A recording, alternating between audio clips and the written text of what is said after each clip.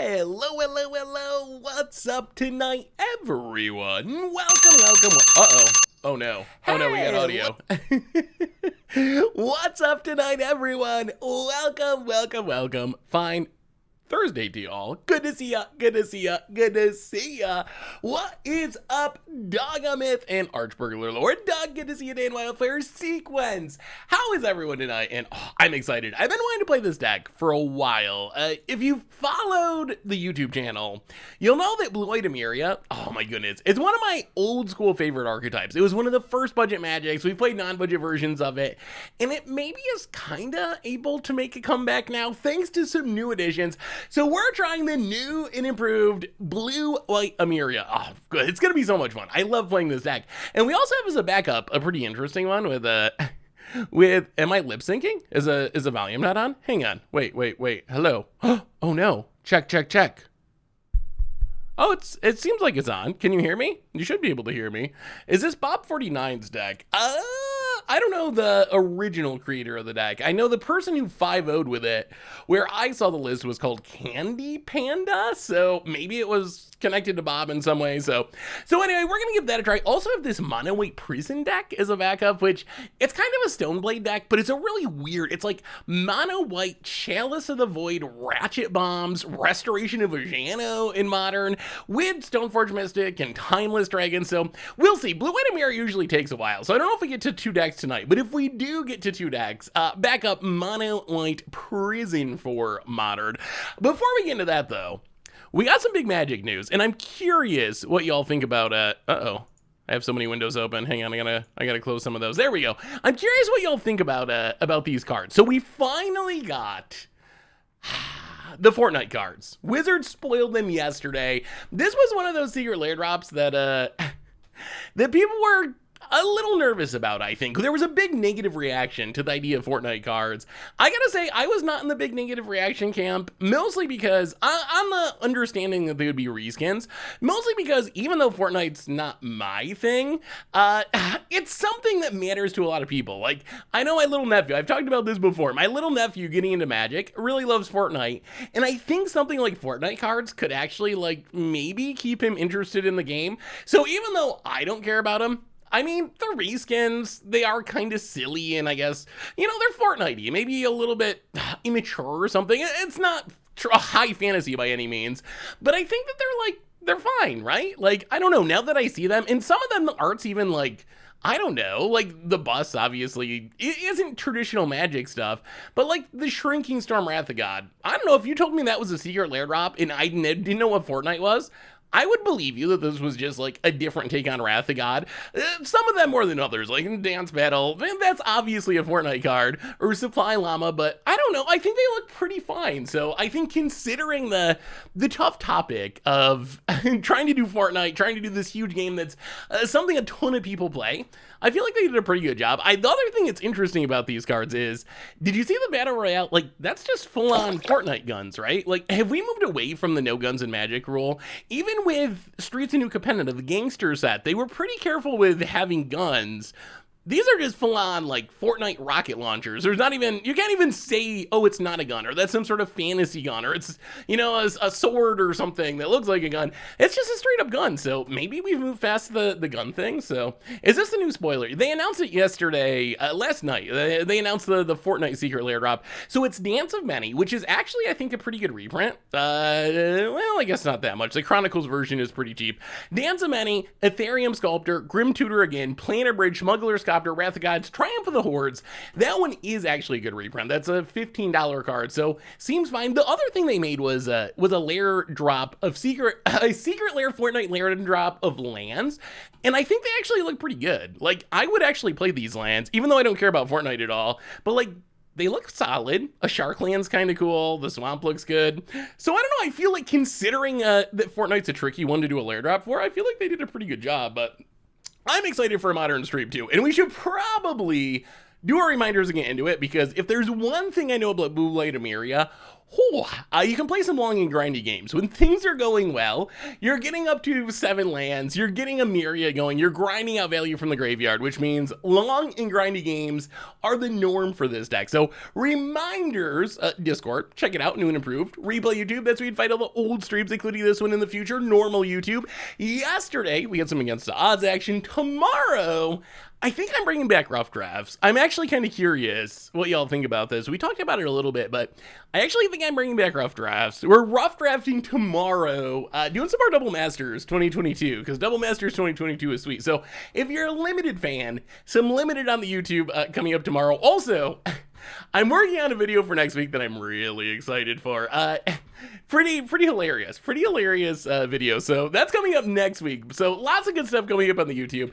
A reminder that our sponsor tonight is Card Kingdom. And if you need some magical cards, you can get them over at cardkingdom.com/MTG and even get a free MTG Goldfish sticker. Just let them know you want one in your order notes and they'll hook you up. Also, we got a new playmat for sale over at MTGGoldfishmerch.com. Using it to fund the Vegas trip this year in October. So pick up a playmat, come see us in Vegas, get it signed, hang out, play some Commander.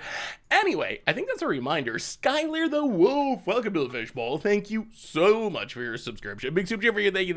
Thank you. So let's talk about this deck really quick and get into our first league. So Blue White Emeria, this is, I can't tell you about the hilarious video. Okay, I will tell you, here's what I'll tell you about the hilarious video.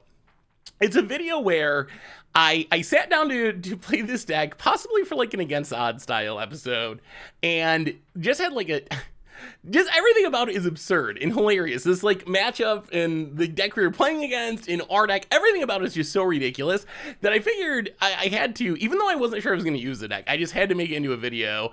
I think you're going to like it. I don't want to spoil any more of it because it'll ruin the surprise, but it's actually pretty funny. It's pretty funny. The deck's pretty funny. The matchup is just absurd and ridiculous. So everything about it's really good. So, I mean, I always got the big brain plays, right?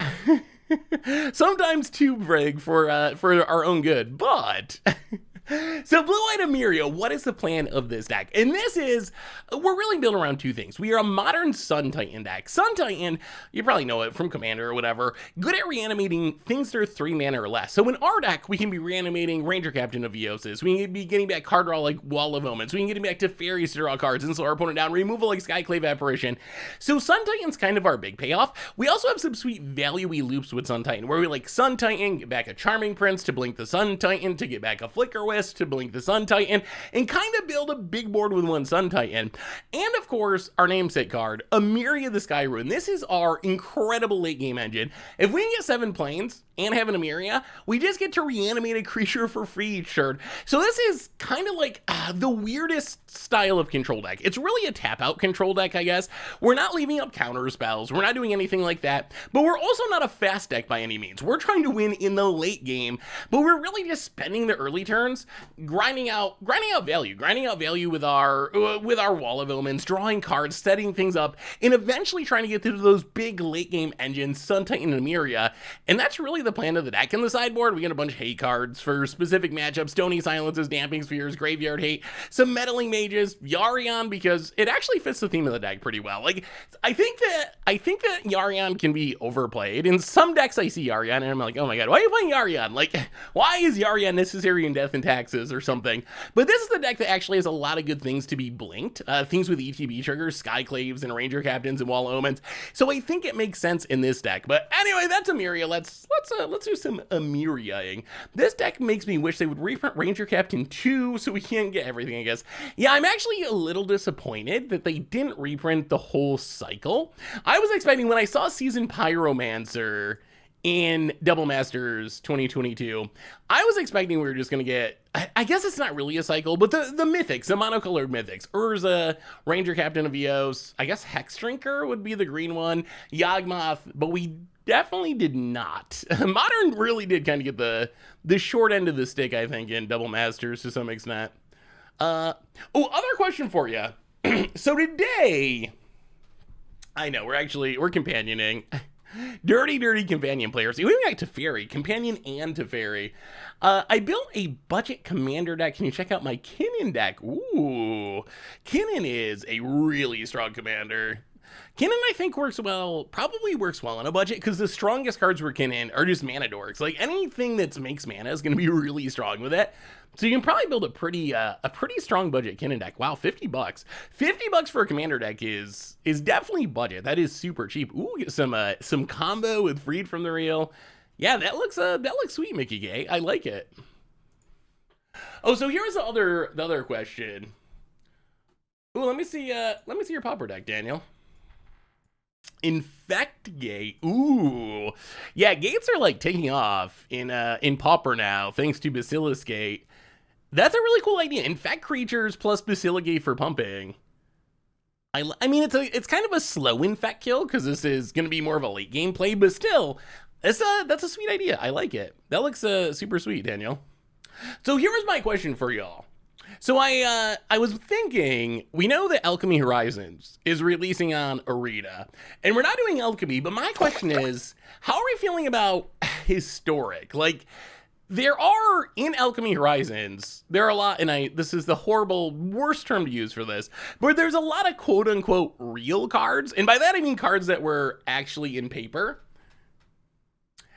So should we be, what do you think about checking out some of those cards in Historic? Like Displacer Kitten, for example. Like, is that something that's interesting, or is Historic just so far out there now it's not something you're really interested in? Ooh, Historic. Raga Draga is another one. Like, Raga Draga is a quote-unquote real card. Like, the paper version is on Arena, Esper Sentinel. So it's a quote-unquote real card, but the only place we can really play it, at least in 60 card formats, is Historic. Oh, we need to go in stream mode. We have some new subscribers. Johnny Cycles, I've been enjoying your monitor videos of late. Please, more. Thank you, Johnny Cycles. Welcome to the Fishbowl. And Clever MTG, first time sub. Big scoop cheer for you. Thank you, thank you, thank you. Am I going to Syracuse this weekend? Hopefully. I'm hopefully going to try to stop up for a day. I'm not 100% though. If I can get everything done, I would like to. I'm not going to like play in the tournament or anything, but Stoneforge Mystique. But let's just take Prairie Stream. But I would like to go and just like hang out for a day and meet people. So we'll see. Hopefully, but not 100%. Lost your interest in Arena. What made you lose your interest, Archburglar Lord? All right, opponent Stoneforge is or gotta be getting a hammer, right? This definitely looks like hammer time. Gets Colossus Hammer. Ooh. Oh, double Solitude seems fine. Well, Snow-Covered Plains, Wall of Omens. Draw a card. There's an Emeria. All right, we're getting there. We're getting there, slow and steady. The Emeria way. Are you going to be there? Who else is going to be in Syracuse? I'm opposed to Alchemy taking away the place of standard sets, and the only Wizards know sets for the set to fail. Oh, I see. So kind of the general, like, it supports Alchemy in a roundabout way. But it's also, like, a lot of those cards were paper cards. Is there no difference? Is there no difference between... Oh. Well, this is awkward. Is there no difference between cards that were... Oh, come on now. Well, I was not expecting that. So does this mean we got a Solitude? I don't really want to discard something for Solitude, but I guess we have to. I mean, sadly, I think it's got to be Solitude Pitch Sun Titan, unfortunately. Oh, old 2-for-1ing of ourselves. Well, get rid of the germ. Unseen Spectre, welcome to the Fishbowl. Thank you so much for your subscription. Big super for you. Thank you, thank you, thank you, thank you.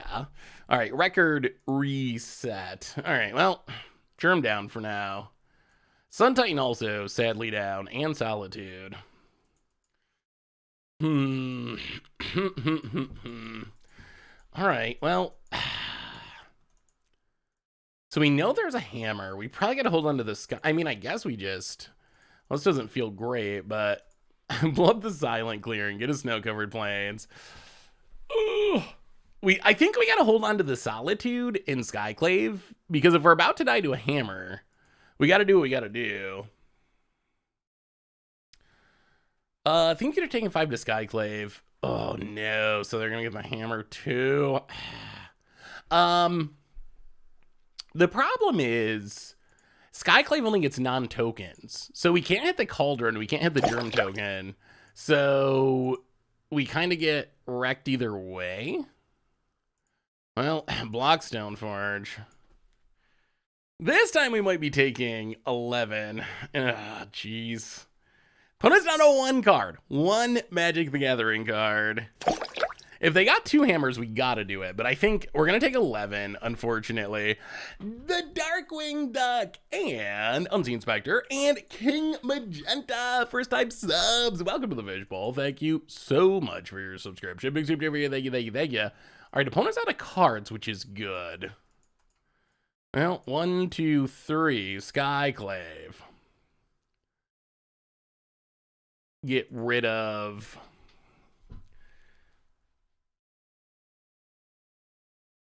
If our opponent draws a land, do they get to equip? They get to equip the Cauldron. This is not... That's not good. That's not good at all. 1, 2, 3, 4, 5, 6. Tap, tap. Oh, how's Emeria doing today? We just started, so I'm not sure yet. We're about to find out. Right now, we are kind of getting hammered a smidge. Just a little hammered.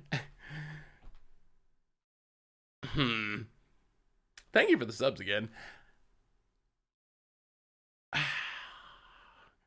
I want to just hit the Colossus hammer, but I feel like that's so risky.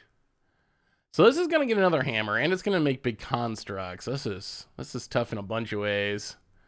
Well, I mean, I guess we get the Sentinel. So getting the Sentinel means if our opponent draws a land and wants to equip the Cauldron, at least it's going to be equipped to a tap creature. So we're not going to immediately die. Whether or not we can beat these two huge construct tokens, that's another question. We need Supreme Verdict. Supreme Verdict is the draw. We do have Supreme Verdicts in the deck. Oh, get rid of the Sigarda's Aid and then just try to chump our way through. Opponent. Did they seriously just randomly top deck another hammer? Is that what's happening? Oh no. That's unfortunate. Ay. Okay. Well. And they get to make the construct. Oh, we're almost certainly dead now. That's brutal. Oh, that's a lot of hammers off the top. We draw another land. We'll play another land. Oh, but they get to make the construct too. Yeah, I don't think we can keep surviving this because they get another hammer. They get to make 2 7/7s. Urza Saga is a messed up Magic card. It is a messed up Magic card. This land added, what, 30 power to the battlefield? Our opponent didn't even bother to use it. I guess they feel like they're so far ahead, there's no reason to... Oh, they get a Shadow Sphere. All right, so not going for the hammer. Opponent makes a huge Stone Forge. Hitting Aid would have slowed them. Well, hitting Aid, though, leaves them with a hammer creature. How do we beat the creature that already has a hammer on it? Like, that's the problem, that our opponent already has the Colossal Hammer attached to Esper Sentinel. All right, so opponent gets to gain 1,000,000. We get to block and block. Oh, we need a top deck. We need a top deck, and we need it now. If we can somehow live until Emeria comes online, which is several turns. All right, equips the Shadow Sphere. We need removal. Opponent passes. Wall of Omens. That's a redraw. Redraws are good.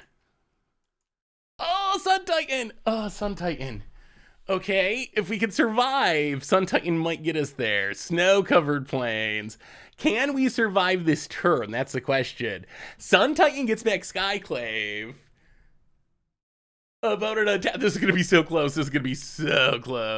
POTUS, X-Rise again to be draw a card. Trying to find hammer number 3 to close out the game. Can they do it? I guess Pierce Steel also does it. Opponent goes combat. Opponent attacks. Well, okay. Block with Wall of Omens. Drop to 5. Oh, we might survive. Opponent's at 44, but we should be able to win the late game. Opponent passes.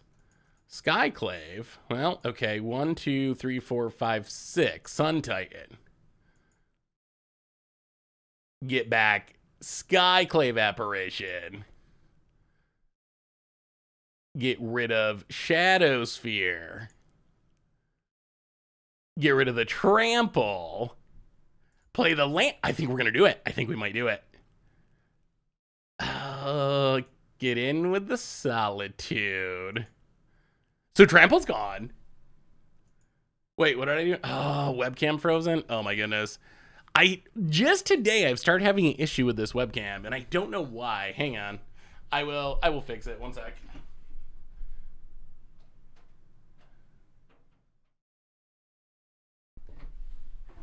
Yeah, I don't know. Maybe some of you who know more about computers than I do, what would make a webcam do this? Like, just today, I started having an issue where it just randomly freezes up like that, and I have to, like, deactivate it and reactivate it to make it work again.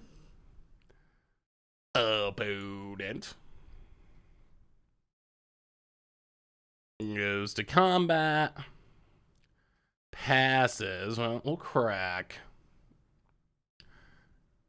Get Hollowed Fountain. Untap. Oh my god, Teferi 2. Okay. I like this. Teferi bounce the construct. And opponent scoops it up. We got there. Oh my goodness, I can't believe we got there.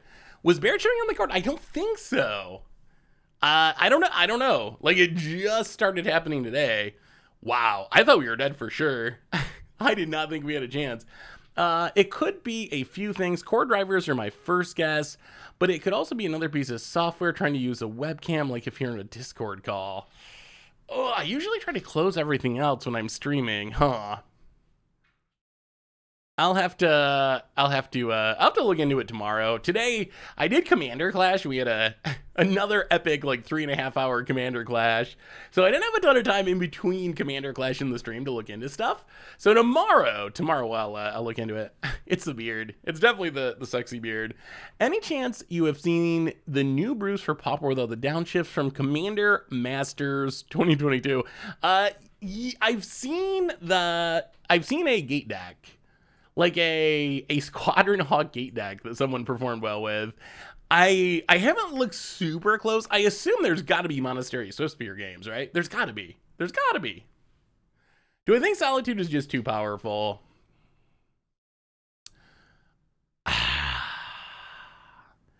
So, oh boy, that's such a tough question. So is Solitude too powerful compared to Modern of like 2 years ago? Probably. Is it too powerful compared to the power level of Modern post-Modern Horizons 2? I don't think so. Like, Fury is probably more devastating than Solitude, Ragavans, Urza Sagas. So considering the world that we live in with the Modern Horizons 2 power level, I think the Solitude is like just another really good card. If this was a card, like I said, 3 years ago before Modern Horizons 2, then it would be like way outside of the bounds, I think. What do we want against? Meddling Mage, Lavinia, Auriac Champion, Stony Silence? We actually don't have much. We actually don't have much for this deck, do we? Jonathan Snow, welcome to the Fishbowl. Thank you so much for your subscription. Big soup for you. Thank you. I don't mind Spirited Companion just because it is a blocker. Stony Silence, is Stony Silence even worth it against this deck? Yeah, Solitude Ephemera is brutal. Maybe Meddling Mage. Maybe Meddling Mage is good enough. I feel like Meddling Mage could be fine. Yeah, we got a lot of removal. Let's try it like that. Purplesaurus Rex. Been MIA for a while with a new job. Hope you're doing well, Seth. Well, good to see you, Jonathan Snow. Welcome back. Big skips here for both of you. Thank you, thank you, thank you. How's the new job going, by the way? All right, Yarion revealed. Well, we will see. How good is Pakula? Is it fast enough?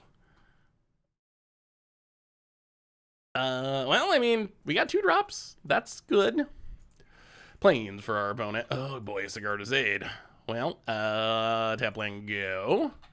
Opponent. No Soul Holder. You could play Soul Holder in this deck. AC Archburglar Lord. Thanks for hanging out. Well, hopefully they don't go 1-drop Hammer. Stone Forge Mystic. Well, that's a problem. That gets around our Meddling Mage. Ooh, Supreme Verdict. Colossus Hammer.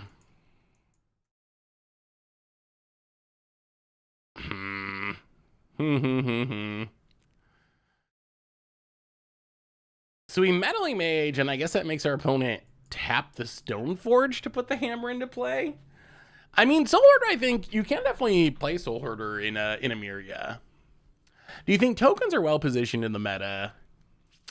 I'd be worried about Fury. Fury is a blowout against decks trying to play a bunch of little creatures.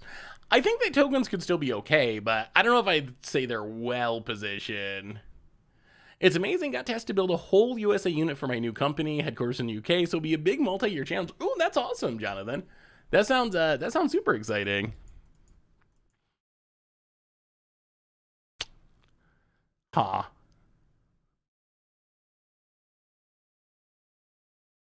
Like always, the challenge is how do we stay alive? Well, I mean, I guess we just Wall of Omens. Wall of Omens, draw a card. Okay, Teferi's not the worst. Pass the turn. Hey, good to see NFT with Pow. How are you? Sun Titan reanimating Soul Herder and then blinking Sun Titan. I mean, we kinda do that with. Jeez. Ginger Brew. Who plays Ginger Brew? In 2022, who plays Ginger Brew? Does this mean we're dead? Colossus Hammer. Puts it on the Stone Forge. We take 11. Down to 9. Solitude does help. Well, Windswept Heath. Crag Windswept Heath. All right, Teferi. Save us, dirty Teferi.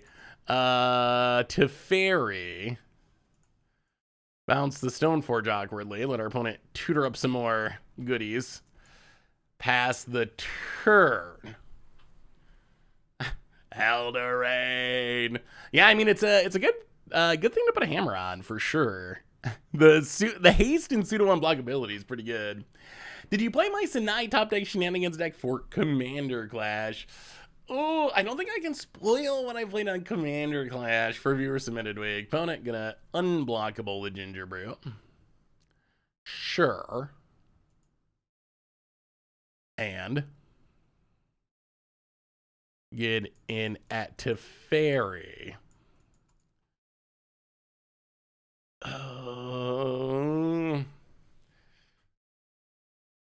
Yeah, sure. Sun Titan will get it back eventually. Do you ever regret creating Hammer Time? I personally think it's a fun deck. I mean, Hammer Time, I still think it's a fun deck. I think that it did become the best deck in the format, which is rare. Rare for decks that we play on Budget Magic. I can't think of many examples. Actually, off the top of my head, I can't think of any other examples of a Budget Magic deck legitimately turning into the best deck in a format, but I still like it. It's a cool archetype. It's a cool archetype. I don't know, at the same time, maybe it's a little bit of like a hipster thing, but Pure Steel Paladin. Shadow Sphere. Solitude. Pitch a Meddling Mage. Get rid of the Pure Steel. Why? Isn't that a bad plan? They wasted their hammer? Are they just trying to gain a bunch of life? Like, it's still... Okay, you get to draw a card, but we still exile your Pure Steel. I guess if they have another Pure Steel in hand, this like sort of makes sense. Opponent passes. No, Wall of Omens, draw a card. I think we need a Meddling Mage on Pure Steel here. You know, Skyclave's not the worst. Meddling Mage, Pure Steel.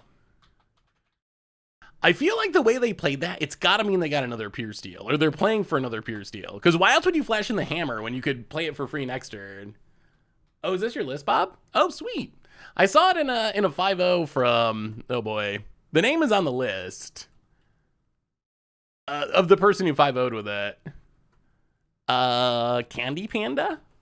But it is a sweet list. I've always, UW Emeria has been one of my favorite decks for a long time. Ooh, Teferi.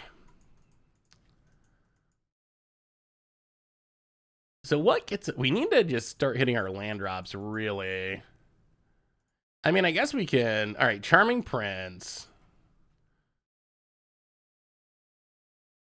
Blink the Wall of Omens. It might even be better to scry, actually, but I think that's fine. Thrabes, get a clue, hit you with a Pure Steel. Because eventually we're going to draw Urza Saga, and then that's a concern. That's a concern. All right, there's a land. We're slowly getting towards where we need to be. Opponent, Ornithopter. Yeah. Oh my god, we're going to have to kill an Ornithopter, aren't we? Yeah.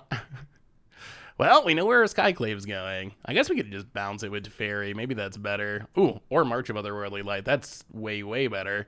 Well, Arid Mesa, crack it. I think we're in good shape. We might actually win this. Idyllic range? Nah, let's get the prairie. We'll get the snow-covered plains. 1, 2, 3. Skyclave. Get rid of the Ornithopter. We're playing for Sun Titans. We're playing for it. That was one of my requirements. I love Sun Titan in this deck. It's like my favorite part of the deck. So when I decided we were gonna play UW Emeria, I intentionally sought out a version they had for Sun Titans, because that's the whole reason to play it. Like that's the gimmick of the deck. You get to play Sun Titan in Modern, and Sun Titan's actually like legit good in the deck. About it. Emeria is such a cool land. All right, run it back. Ornithopter number 2, equip the Shadow Sphere. Sure. Ooh, Playcrafter and brought back. That sounds sweet. Do you have a list? I'd love to see the Esper list. All right, opponent passes. Field of Ruin, nothing to target. Well, okay, 1, 2, 3 to Teferi. Bounce the Ornithopter. The problem is our opponent has a ridiculous amount of life. They gain so much life from that Solitude that it is going to take us a minute to actually kill our opponent. Hit our opponent. Hallowed Fountain down to 3. Ranger Captain of Eos. Grab a Giant. Giant Killer's a nice safety valve. If our opponent ever gets a hammer on something... Oh, I love the deck. I'm excited to see it back. Is Bob here? Oh, hey, what's up, Bob? How many Sun Titans do you play, Bob? Is this actually like your exact, I guess, 80? Or 90, whatever? 90? 75? 75? No, Yarion. Whatever. You know what I mean. Exact 90. 5. We got there. All right. Flooded Strand. So, well, take up to Teferi.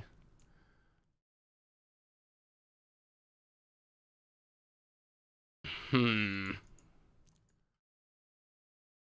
worried about spending our last removal spell. Maybe it's fine. What's the worst that can happen? We hit this. We attack for 2, 4, 5, 6, 7, 8, 9, 10. I mean, that's probably fine. We win in 2 turns, right? And I guess we still have the Giant Killer.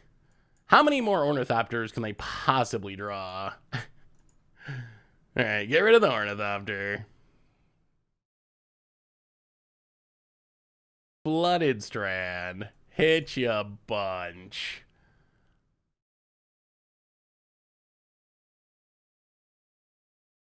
Opponent takes half their life, so we should win next turn. Charming Prince. Blink. I guess Wall of Omens. Can never go wrong with just draw a card. And... Ooh, that's game. That's game. There's no way. There's no way we're going to lose now. With Giant Killer and Solitude and a lethal board. Oh, can't wait for Yarian to be banned. The funny thing is, our opponent's not incorrect. But honestly, I like usual, I forgot all about Yarian. I'm not a companion player. I'm not a companion player. So our opponent, they actually said they can't wait for they can't wait for Yarian to be banned, which is, I would not disagree with that statement, but I don't know how this match made them come to that conclusion, because we did not even remember that we had a Yarian to put it in our hand. Well, Emeria off to a good start. Irish Ranger, welcome to the Fishbowl. Thank you so much for your subscription. Big super for you. Thank you. Thank ya. Fetching idyllic range as a combat trick is my favorite thing. Yeah, no one's gonna expect idyllic range in modern. Not quite mana type level gotcha, but it's gotta be pretty close.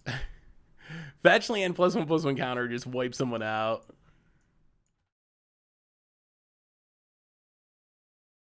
I mean, this I think is actually a legit. Hey, see, Bill Chow. I mean, I think this is a legit Yarian deck. Yarian is, I mean, that's not a bad way to put it. Like, being a mental misstep, it's something that, like, everyone else is playing, so then you gotta play it. That was a problem with mental misstep. Mental misstep that only blue decks could play would be probably a decent card. Hey, what's up, your Michello? How are you? Good to see ya. I mean, that would probably be a fine card that everyone would be all right with. The problem with mental misstep is someone plays mental misstep, and then the other decks have to play mental misstep to stop the opponent's mental misstep, and pretty soon everyone's got to play it just to fight mental misstep wars, and it leads to a really unfun format. We saw that in Legacy for a while after it was printed. Zaire, welcome to the Fishbowl. Thank you so much for your subscription. Big super for you. Thank you. What is Spike's opinion on the companions? I mean, I still fully believe that the game is better without companions. Like, if Wizards announced they're going to ban all of them, I would be thrilled. I mean, this is a legit Yarian deck. Seeing Yarian on the mental misstep plan show up in Death and Taxes or just any random deck. Like, oh, I might as well play Yarian because everyone else is playing Yarian, so I need my free 4/5. That drives me crazy. This deck, on the other hand, like, we are legitimately built for Yarian. We're full of ETB. We're almost a Panharmonicon deck. We're, like, pretty close to being... Oh, dear. Well... Hey, Tron that did not mulligan at all. Okay. 2 Supreme Verdicts. Not super good at getting rid of Karns. Maybe it's Eldrazi Tron? One time, no. Okay, yours is mine. Opponent passes. We draw a Flooded Strand. Okay. Well, this might be a quick one. I don't think we have a very good shot against Tron. We got Field of Ruins. We do not have other land hate, though. This is going to be a tough matchup. Opponent. I mean, it's terrible against Tron. It depends on the matchup. Like, if it was... Okay, Oblivion Stone. It depends on the matchup. If it was, like, Hammer Time or something, it would be... There's matchups where it's really good, but this is not one of them. We're pretty much trying to find a Field of Ruin, basically, really quickly. Teferi. Well, I mean, all right, I guess. Teferi bounds Oblivion Stone? Our opponent doesn't have Tron yet. There are no Spreading Seas in this build. Bounds Oblivion Stone. All right, hit a land. Well, go, Thraben Inspector. Hey, what's up, Gold Spy? How are you? Yeah, opponents probably do expect us to have Mana Tithe. Card Great Creator. Well, our opponent doesn't have Tron, but I'm still scared. Settle the Wreckage could be good. I mean, Spreading Seas, I think, is a fine. I've played Spreading Seas at various times in the past. It's really a question of what the matchups are. I think the thing is, it might just be one of those scenarios where, is it really worth building against Tron right now? Like, do you need, when you look at the metagame, and you see, like, Murktide, Spreading Seas is bad, Hammer Time, pretty bad, Death Shadow bad, Living End bad, Burn bad, Amulet Titan, it's okay, 5-color Elemental piles bad, Yawgmoth bad, Blue Earth Control bad. Like, there's so many of the top tier decks it just isn't very good against that. I don't know. I think Tron is what? According to the metagame page, 4.2% of the meta. That means you're not going to play it all that often compared to the other decks. So it might just be one of those things where you hope you don't play against Tron. What did our opponent tutor? Oh, the Pithing Needle. Okay. Well, that's fine. It's not like we're a deck that really cares about Teferi that much. Charming Prince. Well, take up Teferi. I mean, we get to draw some cards. Wall of Omens, draw a card. Yeah, I mean, hitting Sagas is fine. Flooded Strand. Crack it. Come on, Field of Ruin. Well, actually, this might be the Idyllic Range turn. Yeah, I think this gets Karn low enough that it can't tutor again, which is something. Charming Prince. Blank the wall. So where do we land on the historic stuff? Like, hang on, I'll show you this deck list. This is the deck list that got me thinking about it. Well, hit Karn down to... Boy, we gotta hope they just never draw Tron. If they ever draw Tron, something really bad's gonna happen pretty much immediately. Wall of Omens. Can we get a Field of Ruin? Can we get a Field? No, Skyclave. So someone sent this deck, which is like an infinite combo deck with Displacer Kitten, which the idea is pretty cool. The idea is pretty cool, but I'm just not sure where everyone's at with Historic. Like, so Historic's just ruined. Like, we haven't played Historic since Explorer came out and Alchemy came out, so that's kind of where I've been at. At the same time, it just got a bunch of new cards, so it's like, I don't know. Displacer Kitten's cool. It's a cool card, and it can do some powerful things. And that's like the only format outside of Legacy. I guess we could play it in Legacy on Moto. But Explorer is like the only format where you can actually play cards like that. I mean, Explorer is definitely where it's at. There's no way we're going to go back to being a stream that plays Historic on a regular basis. But is it worth it to check out some of the real quote-unquote new cards? I know we're not playing the digital-only cards. People have made it clear that they don't want to see decks built around those. But for the ones that are real, like Displacer Kitten or whatever, is it... And I know real's the very wrong term, but you know what I'm saying. The ones that exist in paper. Ooh, Explorer and Historic are bad. You don't like Explorer either? Yeah, put up a poll, Doggamith. About it. Yawgmoth. Wow, this is about as long as it's been since Tron has put Tron together. Turn 5 is slow. I cannot believe they haven't the missing Tron to land yet. Unfortunately, we aren't doing much of anything. I mean, we're putting Charming Princes on the battlefield, but we're not really doing much of anything. And they're going to find it eventually, and then the big things are going to flow. People don't want to watch games in formats they don't play, and Historic is just not played. But what about Legacy? People like watching Legacy, even though they don't play Legacy. Yeah, maybe our opponent's a new Tron player. Normally, if you play Tron, because our opponent kept 7. And I think the general rule of playing Tron, and I'm not a Tron player, but I've lost to Tron many a times. I think the general rule is, and Tron players, let me know if I'm wrong, but is there any way you keep a 7-card hand that does not have turn 3 Tron? I would say no, right? That's just like an auto mulligan. So I think our opponent's maybe just learning the deck because there's just no reason to keep a hand of 7 that can't put together Tron. Tron, you're more likely to see mulligan down to 3, honestly, or 4 to try to find the turn 3 Tron. You don't want to keep hands like this, I don't think. So our opponent's probably just learning the deck.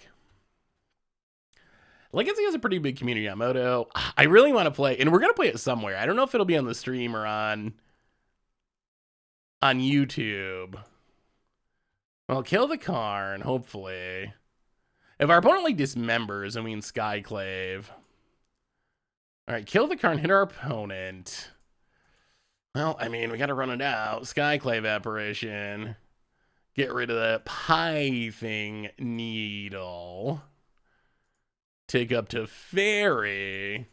I mean, if our opponent just never draws Tron, we might be all right. We could be good. I miss the Super League so much. The Super Leagues were some of the most fun that I've had playing Magic. Chromatic Sphere. Is Pioneer legal on MTG? So on Arena, there's currently Explorer, which is Pioneer with the cards that are on Arena. Okay. Well... Oh, I guess we need to draw that, we need to draw that Field of Ruin now-ish. Now would be good. Now would be good. We know our opponent has a Wrath in hand, too, and they have all the mana, so, well, now or never. Now or never. We even have the Sun Titan to get it back if we can find it. Opponent has even more Karns. Yeah, I guess Ranger Captain could buy us a bit of time. We can bounce something with Teferi. Teferi's not doing much, so we can like bounce a Wall of Omens to draw an extra card. Get your vote in about Historic. Hey, what's up, Ruger? How are you?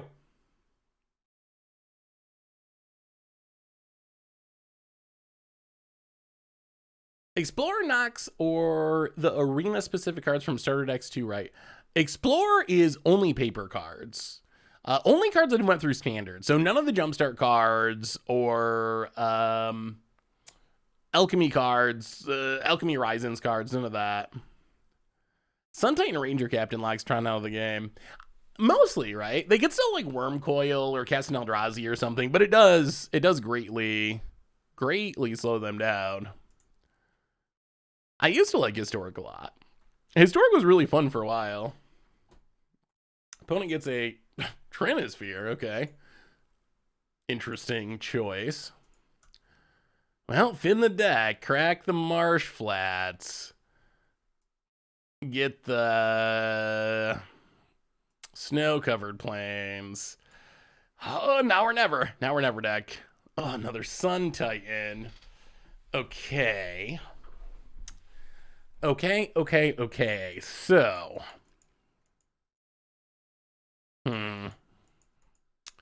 Well, Teferi. Bounce a Wall of Omens. Draw a card. Oh, Emeria. Emeria is good, but it doesn't save us from Tron. And we know we're getting Wrath, or we can be Wrath. We'll kill the Karn. Hit our opponent.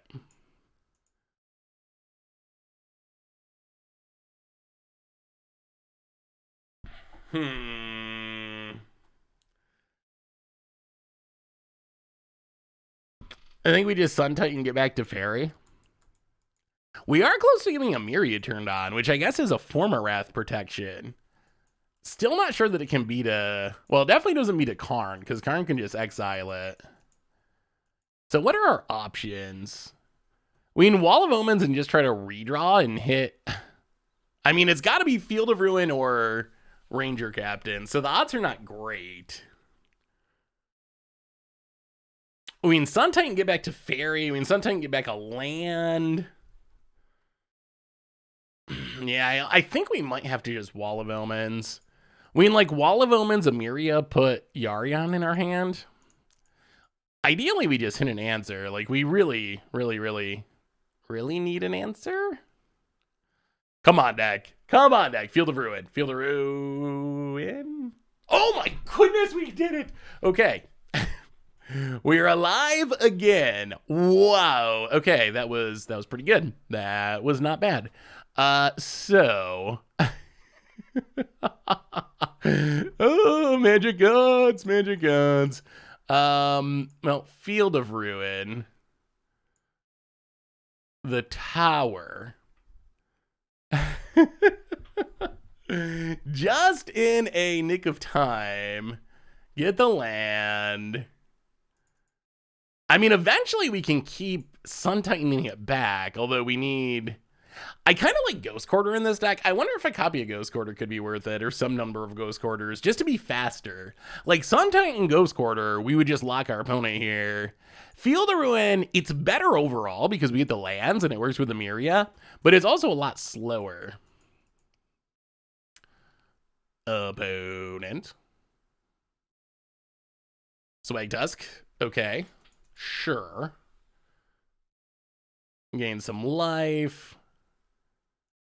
We draw.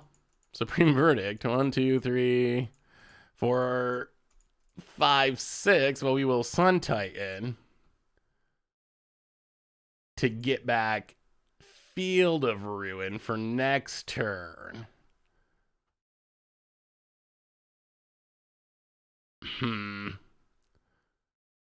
Emeria. Go. We got a shot. We got a shot. We got a shot. If we can fade Tron this turn, we should be able to keep our opponent off Tron forever. Oh, okay. No tower, no tower, no tower. No tower. Please. Please, no tower. Come on. Hold. Hold. Sun God. We're praying to the sun gods today, the Sun Titan gods. Yeah, main deck is a little bit weird, I think, for Tron these days. Blast, okay. Yes, you can have a blast zone away, friend. Blast zone away. That's like the, yes. Oh, we faded Tron. Oh my goodness, we're going to do it. We're going to do it. We're going to do it. Sun Titan time. Yeah, this is like old school Tron. I feel like Thrag Tusk is more common in the sideboard now. I mean, we look at a Tron list. Yeah, I mean, typically not in the main deck. Typically not in the 99 in this build, but let's see, probably depends on the build. This is a non-Jingotha build. Yeah, I mean, it's not super common to see a Thrag Tusk. If you're worried about aggro though, or burn, it is still a good card. Cannot get an Emeria trigger this upkeep, because it triggers at the beginning of our upkeep. So even if we Field of Ruin, the beginning of our upkeep is going to have passed. So next, wow, opponent's like full-on Thrag Tusk Tron. Next turn, we'll be able to start getting Emeria triggers. We don't have anything in the graveyard anyway, so... why don't Giant end of turn and Titan for Teferi on the winning turn?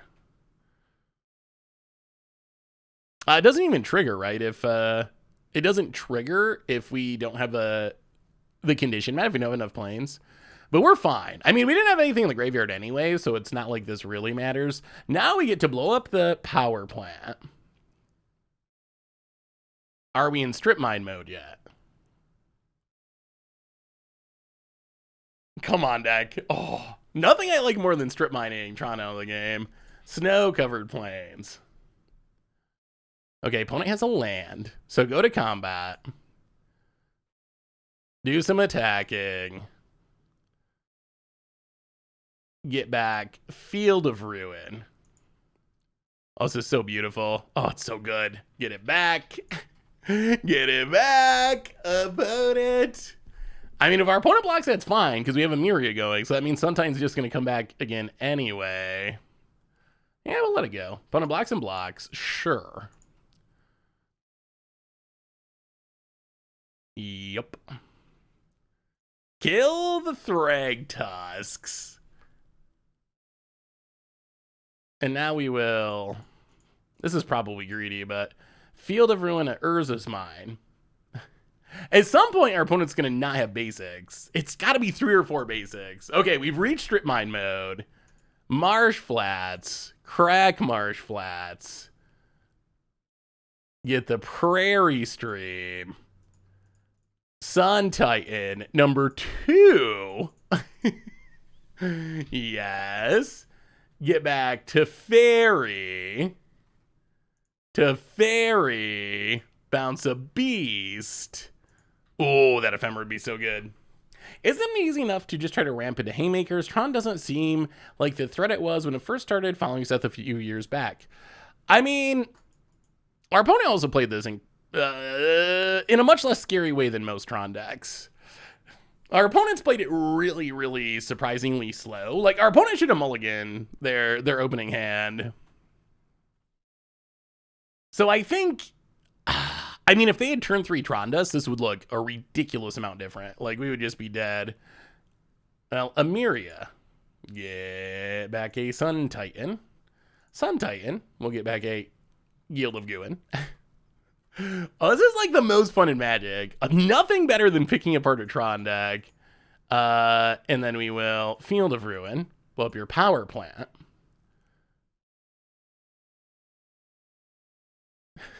Opponent's gonna float him. This is fine, I think. Opponent's gonna Oblivion Stone, but I don't think this really, in the grand scheme of things, I don't think this really matters. Yeah.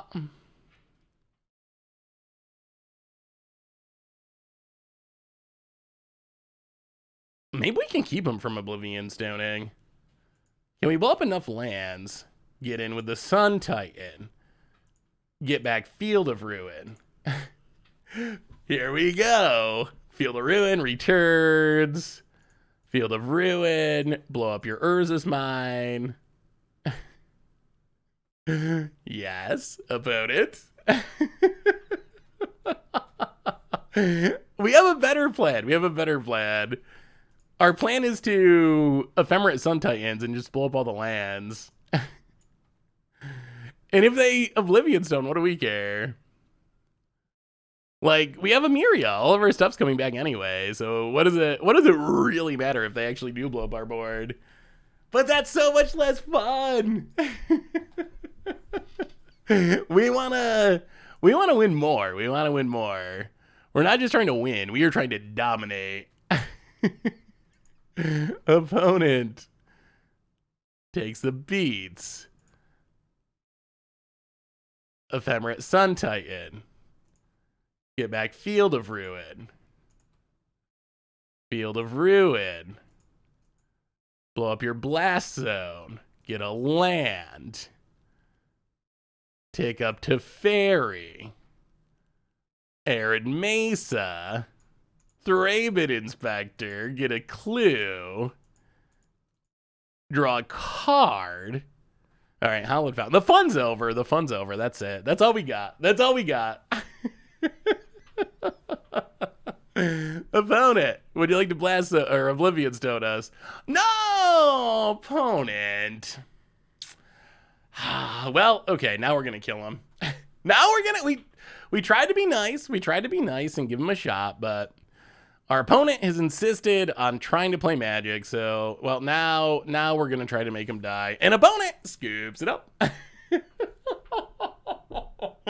Ooh, that was a good one. That was a good one. The only way white gets to draw cards is by dragging on the game, so that's going to go the distance today. Oh, we tried to just be nice and blow up all of our opponent's Tron lands, but... Okay, so the deck seems to be working. I can't believe we won that game. We benefited from our opponent being really slow to get Tron. Ooh, is anyone getting double masters? Did anyone actually get it? Like a box? I will say I've seen... It makes me jealous. Those collector boosters, the silly $250 for 4 booster pack boxes... I've watched a few box openings. They actually look surprisingly good. Like it seems like every box someone opens are just like, oh, there's so much value in those. It kind of blows my mind. Get into a draft. Oh, drafting is really good though. I think you're gonna have fun. I've had a ton of fun drafting double masters. I got a single draft booster box coming, which I'm hyped about. $255 is a great price. That is about as cheap as you can get them.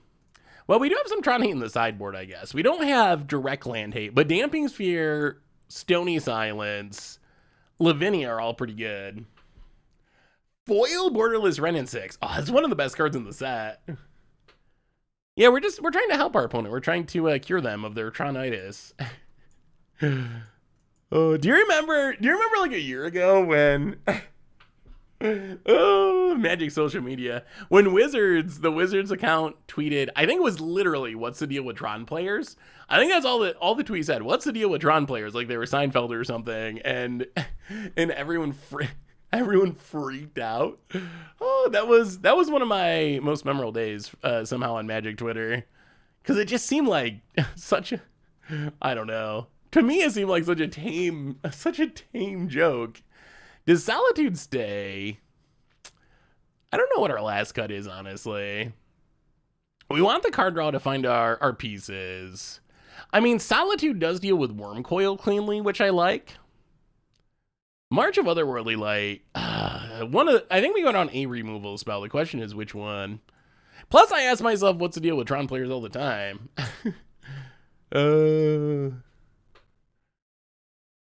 Why are Tron players the way they are? Okay, that might have been it. It was a year ago. Do you like a Seinfeld? What's the deal with Tron players? Yeah, but then we'd have to have a laugh track, and I hate laugh tracks. Well, all right. Lavinia might be able to save us here. Urza's Tower, Chromatic Sphere. Well, tap land, go. I mean, Lavinia is good if it sticks out. It does keep our opponent from casting their big non-creature finishers. Oh, so I asked this on Twitter, but I want to ask all of you. We're about to start in a couple of weeks a new Commander Clash season. Do you have any Commander Clash feedback, suggestions, feedback, really anything? In between seasons is the best time to make changes. So if you have any ideas, suggestions, any of that stuff, definitely let me know. Bring Krim back. Wow, opponent's again keeping a hand that's not very good at assembling Tron. Opponent passes. I mean, we changed the cast every season, so there's a good chance that, I mean, someone will be back. Someone will be leaving, someone will be back for the season. Huh. I mean, I guess we can Wall of Omens. They can't Tron us this turn, right? Yeah, they can't Tron us, so we might as well Wall of Omens, draw a card. All right, Field of Ruin. We will not complain about drawing Field of Ruin. Opponent untaps. We do got to be aware of Karn coming down at some point. Opponent cracks the map. I love Commander Clash. This is my favorite YouTube content bar. Oh, well, thank you. Opponent crew Manic Sphere.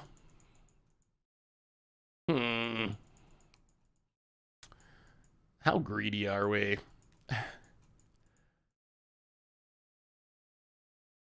I mean, the safe play is just to, yeah, play Lavinia, play Windswept Heath.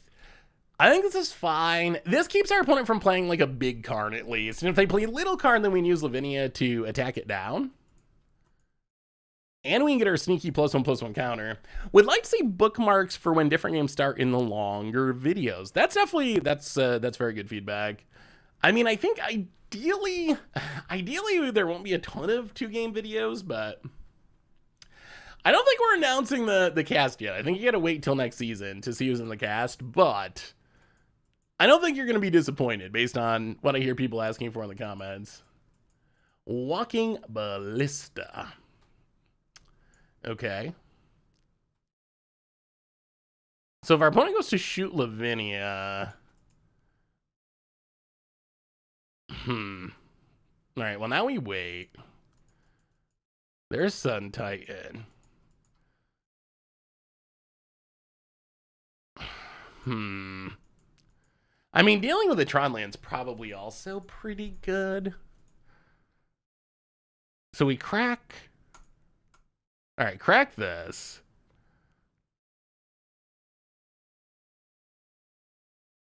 Snow-covered plains. Field of ruin. Blow up the power plant. Keep him off Tron.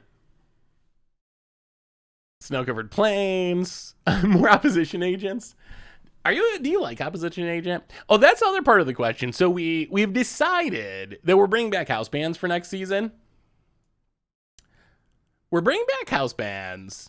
Do you have any opinion on what you'd like to see house band? So we've had house bands for most of the season. Most of the seasons have had house bands, but not all of them. There's a car. Ugh. Our opponent's getting enough lands, they're just going to be able to hardcast their stuff here, unfortunately.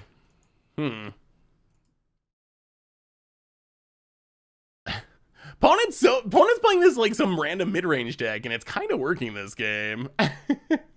Fast mana is at the top of the list. I think fast mana is gonna go. The Soul Rings, Mana Crypts. That's the most obvious stuff that I think is gonna be gone for sure. Ooh, a community ban list. That's actually a pretty fun idea to do, like against odds polls or something. Would be interesting to just ban cards over $25. So we've done budget seasons in the past. We've usually done deck budgets though, rather than see your rendezvous band. Whatever would Richard do? We've mostly done total deck budgets. Like your deck has to be $100 or $50 or whatever price. But it could be interesting to do a different take on budget. Opponent gonna exile the Windswept Teeth. Sure. So we do need to kill the Karn. But how?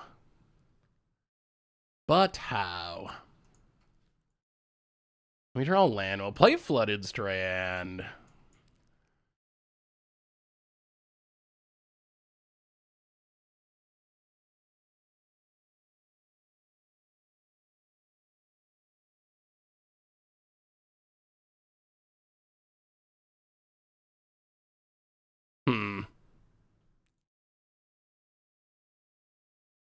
Oh. Ooh, how would a rotating ban list work? Dockside, Oracle, Ristic Study, Tie, Soaring Crypt, OG Duels. I mean, that's more or less where I'm at. So if we Teferi bounce Idyllic Range. That does, so our Teferi probably gets fizzled, but it does get rid of the Karn. Yeah. Play Teferi.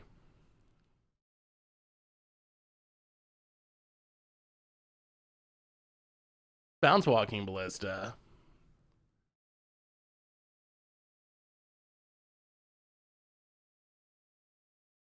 Pings, okay.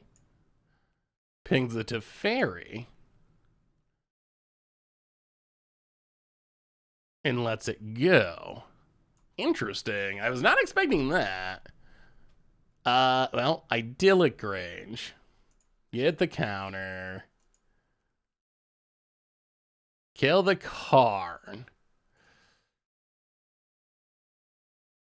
Oh, if our opponent gets down Tron this turn, I'm going to be a little scared. Oh, Karn down. Pass the turn. No Tron. No Tron. No Tron. Winner should need to say Clash on next season. That's actually a good idea. So make it a reward for winning. I've heard some other people suggest that too. Make it a reward for winning rather than a punishment for losing. Why not Grange first? So it might have worked out based on how our opponent's playing. I'm not sure they would have played around it, but they saw the Grange already. So in theory, if our opponent was thinking Idyllic Range, when we crack our fetch land, they could just double ping the Lavinia. And then we'd probably have to Ephemerate it, and we won't be able to attack with it, and the Karn will stick around. So the guaranteed way to get rid of it was doing it that way. Whether or not our opponent would have actually caught it, that, who knows. Wow, opponents just getting enough lands are going to be able to start casting their big planeswalkers here. And they're at 20. This is concerning. Concerning.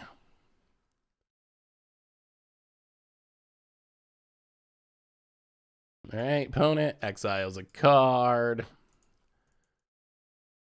Probably got to start ephemerating this Wall of Omens to make something happen. Yeah, we gotta draw cards. We gotta draw cards and find something. Hey, what's up, Vegan Derek? How are you? All right, opponent's going to get rid of the field and the Teferi. Sure, I'm doing well. All right, so ephemerate number 1, Wall of Omens. Like, our opponent can cast a card next turn, no matter what we do, right? Oh, more lands. Well, ephemerate number 2, Wall of Omens. Field of Ruin. Well, ephemerate number 3, Wall of Omens. Draw a card. Ah, even more lands. Ephemerate number 4. Can we get a non-land? Can we get a non-land, please? Wall of Omens. Ranger Captain Vios. That is technically a non-land. So now what? Play Field of Ruin. We got to get to strip mine mode here. Field of Ruin. Blow up a power plant.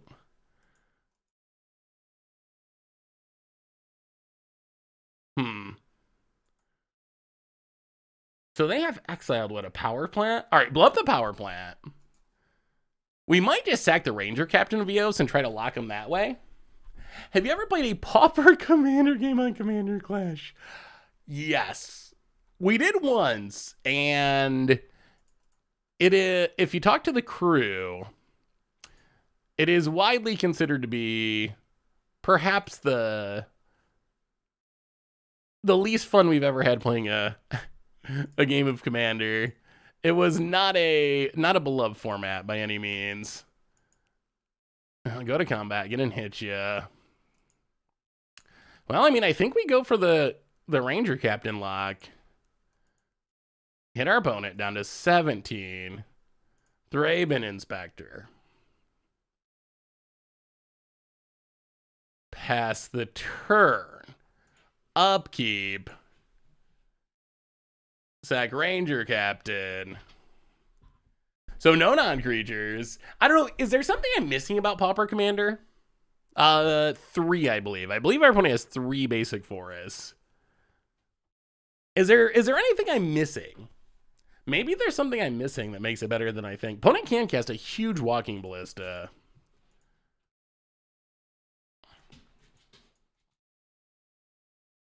Which doesn't kill us, but it is annoying. Gonna be a 6/6. Do you enjoy viewer decks, pre-con decks, or CDH episodes the most? Ooh. I enjoy viewer deck episodes. Viewer decks are some of my favorites, just to see what everyone sends in. So for me personally, probably viewer submitted. All right, 6/6 Ballista. So we do need to get rid of this if we're gonna stick with the Ranger Captain lock. So we need a white card. Oh no! Oh no! Oh no! Oh no! Oh no! Wow, this is like the one way this could go wrong, and it did. Oh, so I think we actually, maybe I punted. I think I punted by playing the Thraben Inspector. I think I should have held on to the Thraben Inspector for pitching to Solitude. Yeah, the problem is if we crack the clue, we don't have enough mana to play the Sun Titan. And then our opponent is back to doing their thing. There's a single idyllic range in the deck.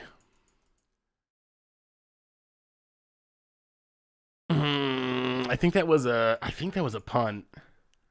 What do we do? Because now our opponent has Tron. We can Sun Titan, get back Ranger Captain, but then our opponent can Ballista it down.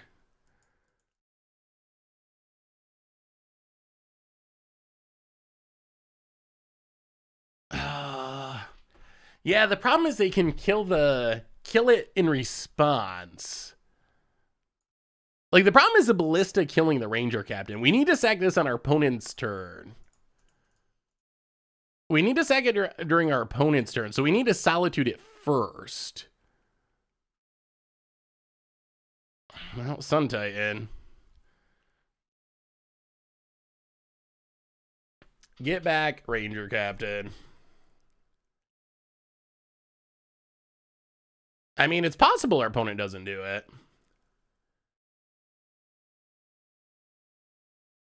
Yeah, opponent, they know what's up. Opponent pings, pings. We'll sack it. Not that, I guess we should have let him keep pinging it. So pings, pings, pings. Pings. Yeah, I don't think there's a way out of this now. Well, we'll see. Yeah, playing that.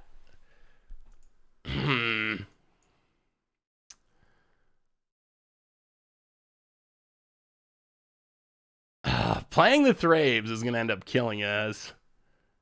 Oh, that was brutal. Brutal, brutal, brutal. I mean, also we drew an ungodly string of lands in a row, which was unfortunate, but we could have done our part to try to play around it. Well, go to combat, hit ya. So they got to have something huge here, and the question is there any way we can beat that huge thing? We're not great at beating a Resolve Planeswalker, especially with infinite lands. Yeah, pass the turn. Opponent.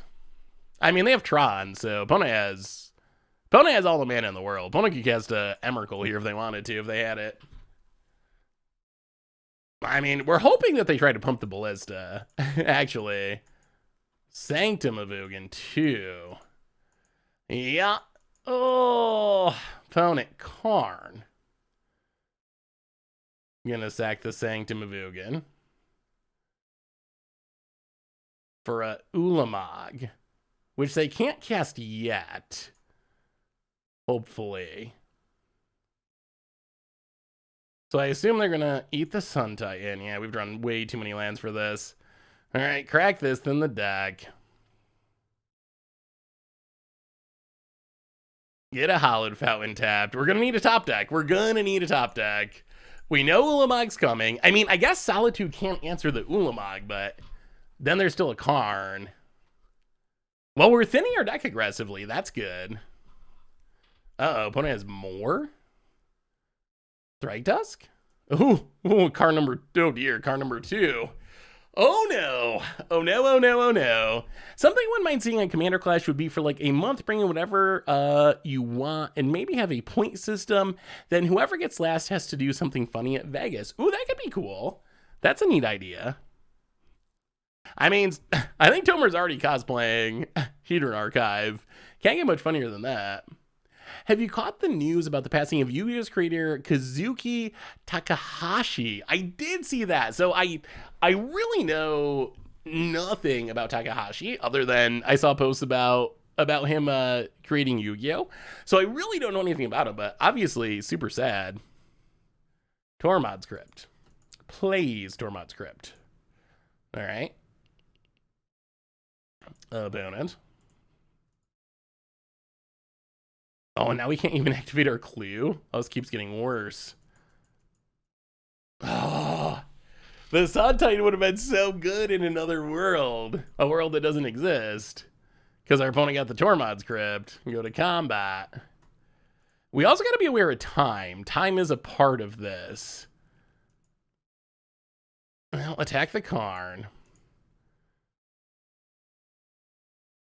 Opponent.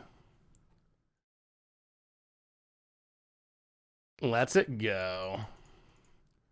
Well, Sun Titan, again. Opponent can Tormod's Crypt. Yep.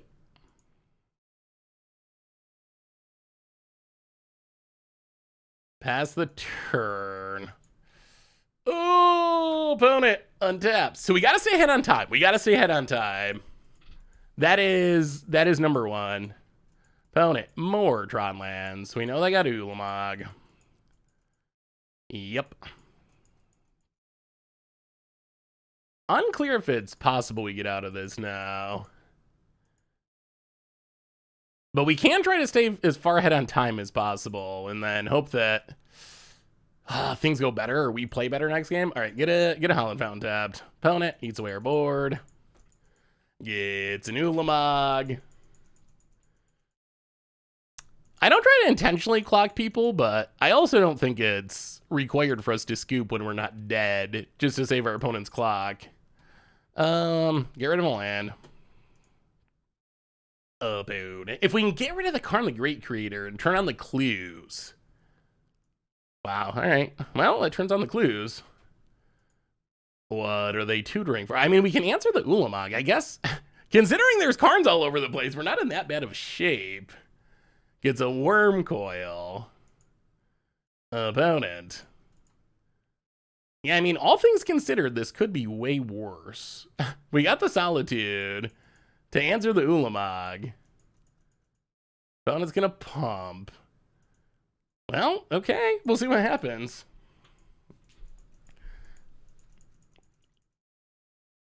So down to 14.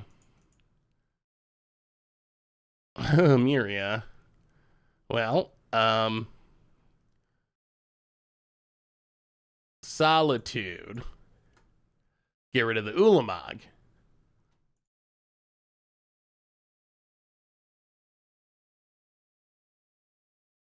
So one threat down. Go to combat. Attack the Karn. How do we stop this Ballista? This Ballista is also just going to be huge. Hit the Karn. Play the Raven Inspector. Get a clue. Play the land. Sack the clue. Ephemerate? Ephemerate would be Ranger Captain. All right, pass the turn. Opponent at depths. Karn's ultimate does not reset the clock. No. The bad news is our opponent's deck's just a lot faster than ours. So our opponent's deck has a much more realistic chance of just like, oops, I turned 3 Tron, I won, than our deck does. So that is a concern going into game 3. It's not impossible our opponent just mulligans into a turn 3. All right, below last zone. It's not impossible our opponent mulligans into a hand that could actually win in time. Well, we're almost out of lands. Opponent, Worm Coil Engine.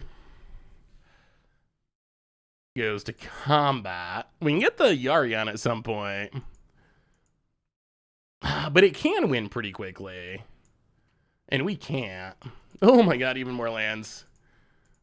Well, 1-2, sack the clue token. Do we even survive another turn?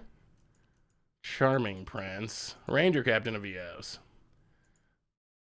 Tutor up Thraben Inspector. Play Thraben Inspector. Get a clue. Play Charming Prince. Gain 3 life. Play Emeria. Pass the turn? Is the current EV of treasure chest any good these days? It is slightly positive, yeah. Like, I think they cost 2.4 ticks, and they're worth 2.7 or something. What is our opponent doing? Oh, is this a million counters on Ballista? Okay, sure. I mean, we have Emeria online now, so our opponent might have to Karn the Emeria just to keep us from reanimating stuff. If they want to get in with their stuff, they got to shoot down our board. This has been a super long game. Opponent. Yeah, I mean, we are at the Tron level of mana. Well, we'll sack the Ranger Captain. We're not dead here, though. Opponent goes to combat. Opponent attacks. Well, we block and block. Could use a Solitude. A Solitude would be sweet. Stay at 15. Opponent passes. Emeria. Get back the Ranger Captain. Get a Thraben Inspector. Last one. Winning this would be ridiculous. Oh my god, it's another land. I don't think we have lands left in our deck at this point. Ooh. Ooh, that does buy us a turn. To fairy. Bounce the worm coil. Wow, that's actually kind of insane. Thraben Inspector. Get a clue. Plains. Flicker Wisp. Flicker the Walking Ballista. Opponent's gonna pick our stuff. Target Ballista. F6. Opponent's gonna shoot our stuff. Yeah, I mean, pass the turn. Upkeep. Sack Ranger Captain. I mean, maybe we're gonna win this. Yeah, you're going, opponent. My goodness. We were so far out of this. Our opponent's done everything. I don't know. Oh my god, it's Sun Titan. I don't know how we're in this game, but I think we're actually going to win now. Get back Ranger Captain. Can we do it in time is the question. We got to also not time out. 1, 2, 3, 4, 5, 6. Sun Titan. Get back to Fairy. Bounce Worm Coil. Play the tap land. Hit ya. For 1.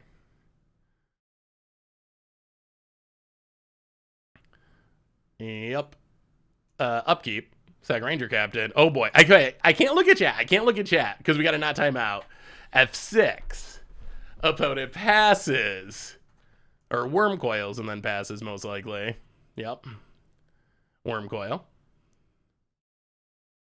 Opponent GG'd us. They GG'd us. Does this mean we win? Emeria. Get back Ranger Captain. Ranger Captain, nothing to find. Wall of Omens. We need a way to answer the Worm Coil, and then we just got it. Skyclave. Tick up to Fairy. And play a Marsh Flats. Pass the turn. Upkeep. Ranger Captain, sack it. Oh no, are we going to time out? Is that how this ends, with us timing out? Opponent, drawing creatures. Thragtusk. I'll sack the Marsh Flats, so we got lands left to get to thin the deck. We do get a Prairie Stream. Can we do it in time? That's the question. I don't know if the answer is yes. Thragtusk. Opponent.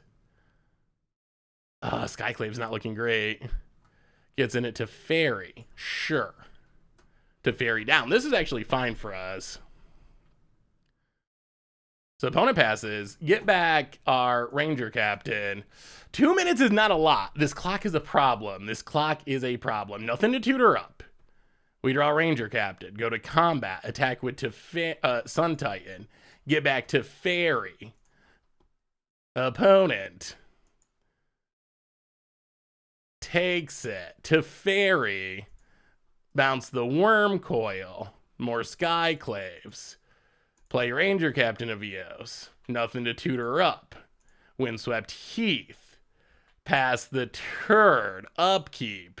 Sack a Ranger Captain. F6.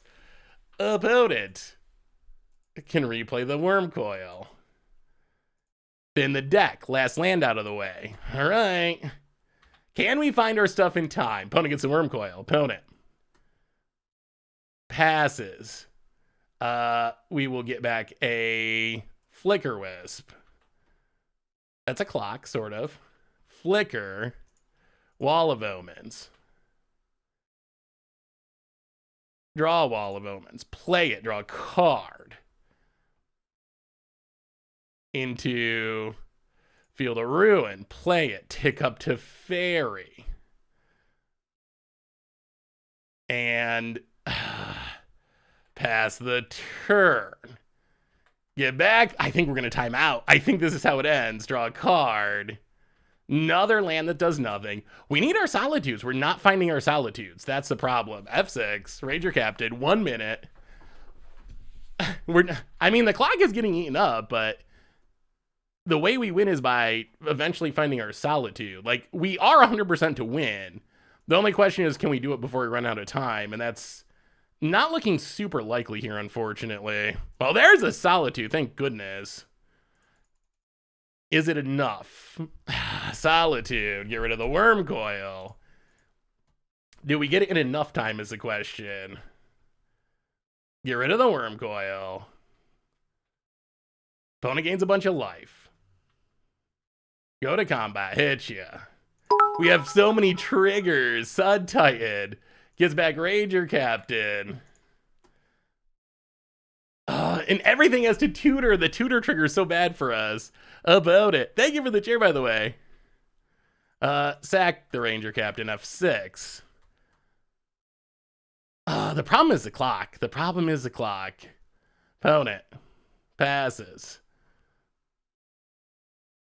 Get back Ranger Captain, 40 seconds. Get it back, no tutors. Draw March of Otherworldly Light, which takes forever to cast, unfortunately. Teferi, bounce the Thrag Tusk. Yeah, we don't have enough time. March of Otherworldly Light. Oh, what a disappointing way to lose. What a disappointing way to lose. Skyclave. Yeah, we're out of time now. Everything triggers, and it just takes way too long. Oh, we needed like another couple minutes. Yeah, disappointing. I mean, what are we getting punted for? What are we getting punted for?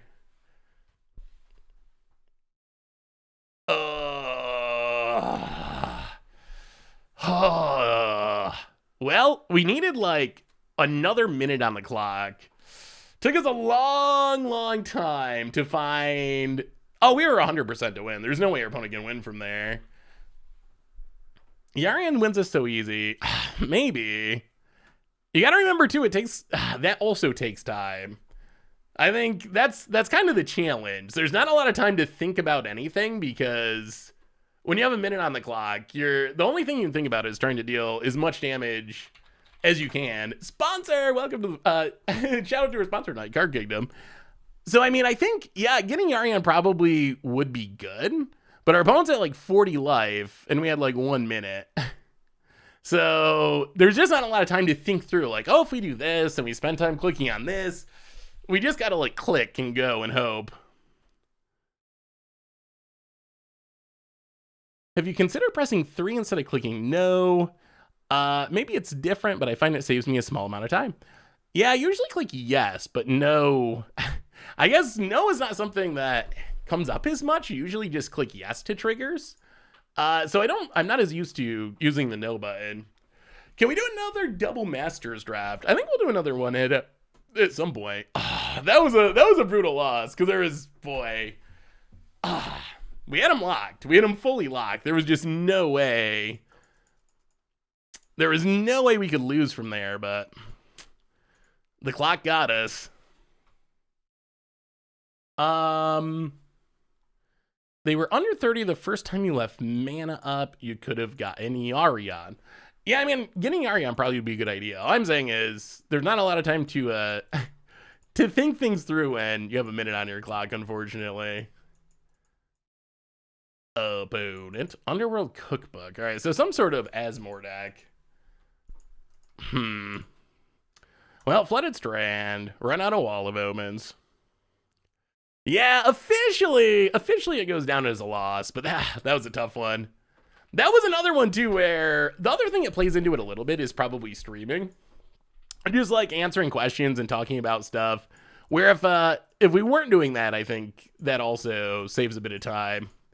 Opponent. Obviously, it's worth the cost for sure, because the whole reason to stream is being able to hang out, but Yeah, there's just so many clicks and so many triggers. Like that eats up a lot of the clock. You got to get the Ranger Captain, and then that's gonna trigger to tutor something. And when you're playing on digitally, you just don't have the option to be like, oh, don't trigger this, please. Like in paper, you get a Ranger Captain, you just can keep going. Like no big deal. Like just keep going. But it doesn't work that way. Wow, opponent doing something. It doesn't work that way on Moto. Like everything that triggers is gonna trigger. Opponent mills some stuff to Emery. Oh, this is kind of scary. Discards Academy Manufacturer. Gets back a Daredevil. So how do we deal with this? Opponent passes. Okay, so I think this might be wrong, but I think we got to answer the Underworld Cookbook. Spend our turn answering Underworld Cookbook. And then next turn we can just Wrath, and hopefully that's good. I mean, opponent's got a ton of tokens, which is not good, but... all right. Get rid of the Cookbook. Marsh Flats, go. I'm going to my first competitive modern tournament this week, and I'm bringing this list. Unsure if I should run more hand hate in this side like Thoughtseize. So let me see, Greedy. Opponent, Mishra's Bobble. All right, so opponent's gonna draw a bunch with the Emery. Ooh, so doing some dredging action. That looks fun. So I think on the sideboard for Dredge, hand hate's fine. I think the main thing is, and you got a decent amount there, Ancient Grudge, Wear Tear, Prismatic Ending. The main thing's going to be is being able to answer your opponent's graveyard hate. That's really all that matters with Dredge. I don't think Thoughtseize is typically something that Dredge decks play in the sideboard. I think you don't necessarily want to spend your time Thoughtseizing your opponent's hand. But I don't know, what's your opinion on Thoughtseize and Dredge? Opponent adds more, gets another cookbook, draws a couple cards. Well, Snow-Covered Plains, Marsh Flats, Prairie Stream, and Wrath the board. Go. Well, that's not a bad reset. Opponent did all their stuff and we just swept it away. Yeah, I would lean towards Thoughtseize not being good in Dredge. Temsy, welcome to the Fishbowl. Thank you so much for your subscription. Big tip for you. Thank you. More Emrays. Nile Spellbomb. Discards a thing, gets the food. Well, we gotta get rid of this Emry somehow. Windswept Teeth doesn't really help. So, well, Wall of Omens, draw a card. Removal. Play a land. Crack it. Let's Flicker Wisp. Blink the Wall of The problem is this just means our opponent reassembles everything. The second Emery, so, I mean, how did our opponent reassemble all this stuff? We answered their cookbook and their Emery, and they just did it all again. Yeah, so they're just going to have the whole setup again. They're about to go in, like, our opponent's very close to just going infinite. Oh, or maybe they just draw the third Academy Manufacturer. Whoa! All right, the top of our opponent's deck has been pretty good. It has been the cards I've been hoping for. Thoughtseize should only be in Dredge if the meta has a lot of combo. Yeah, I could see that. Opponent. All right, has their full combo set up again. So I guess we need like another Wrath. We can't even really use the Sun Titans. So, do they draw another Bobble too? What is... Oh, Bobble from hand. Okay, so opponent, they've done it. They've drawn every Bobble. They've drawn every Academy Manufacturer. So at least we do not have to worry about them many more times. All right, 1, 2, 3. Skyclave Apparition. I honestly don't even know what to hit here. I feel like our opponent's about to go infinite. How do we stop that? So this is an infinite turn combo deck. How do we stop them from taking infinite turns with Time Sieve? Can we? Is there a way to stop them from taking infinite turns? The problem is Academy like Emery's really good. And Emery's going to draw him a card every turn. This is an engine piece that lets them make 3 artifacts a turn for the combo. This is a combo piece. I feel like the problem is if we hit manufacture, then they just recast another one from the graveyard with Emery. So that doesn't really do anything.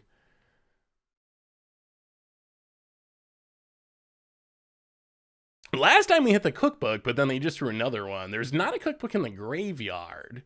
And without the cookbook, they're not making any tokens. I mean, Emery does just draw them a ton of cards. Although, again, last time we killed Emery, they just drew another one. So they could easily just have another one. Yeah, that's... The cookbook is a piece that makes it all work. The problem is the Emery is like super good with our opponent having a full graveyard. I think cookbook is probably better than manufacture though. That is some spicy cooking. Yeah, I think we're just gonna hit the cookbook, I guess. There's not, if there was one in the graveyard, then it definitely wouldn't be worth it. But I think we get rid of the cookbook. Play another Wall of Omens. We could just hit a removal spell. The opponent. Nile Spellbomb to Wrath the Graveyard.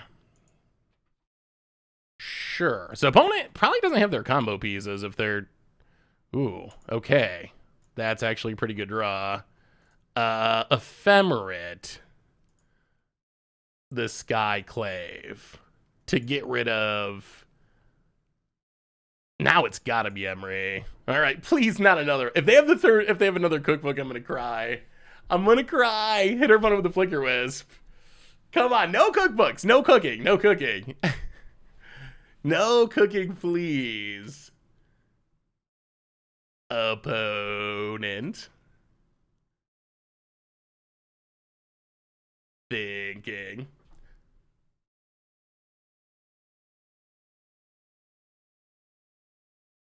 Yeah, we have a whole playset of verdicts, so but we're also an 80 card deck, so our odds of hitting a verdict any given draw are not super high. Opponent, Polluted Delta. That Ephemerate was a really good draw.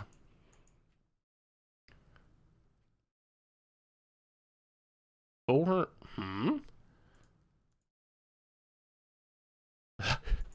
That's a good sign. Usually when the opponent's to the cast the Daredevil stage of the game, you know things are going relatively well. that is where we kind of want our opponent to be. Well, we're just going to get rid of this manufacturer. Opponent gets a token, but that's fine. Get rid of all the combo pieces. Oh, we didn't even take a fetch land here. Anything to work with this. Ooh. Well, go to combat. Hit ya.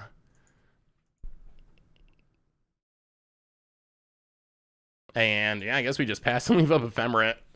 Opponent. Hey, what's up, Bruzy? How are you? Good to see you. Good to see you. Cracks of the Clue. Down to died. So the Yu-Gi-Oh guy that died. Did he actually? Is he like the Richard Garfield of Yu-Gi-Oh essentially? On attacks and attacks. Like, is he the person that actually made the entire game? Opponent. Hits us a bit.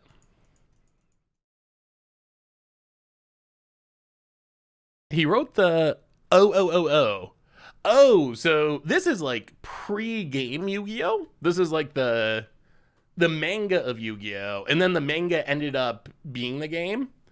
So he wasn't actually a card... So it wasn't like Garfield, where he was the card designer. I see. I didn't realize that Yu-Gi-Oh!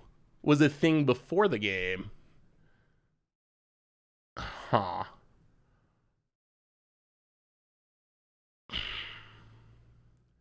Yeah, let's just draw a card. So many Sun Titans, so many Ephemerates. Well, get in there and hit ya.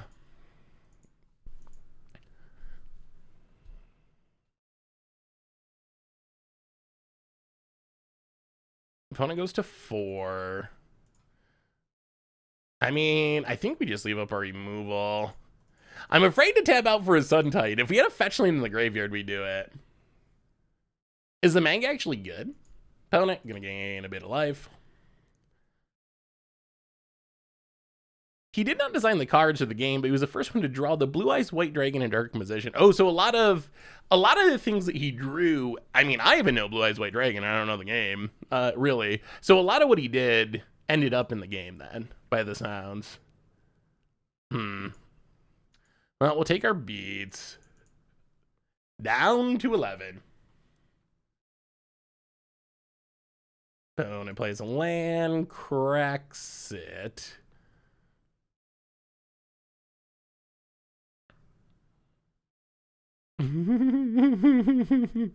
More daredeviling.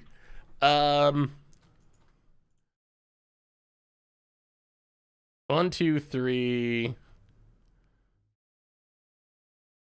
I mean, do we even care about killing a daredevil? Does it even matter? Probably not. All right, untap.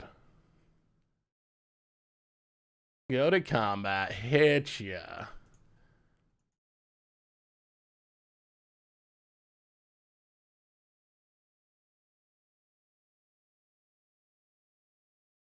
Yarion.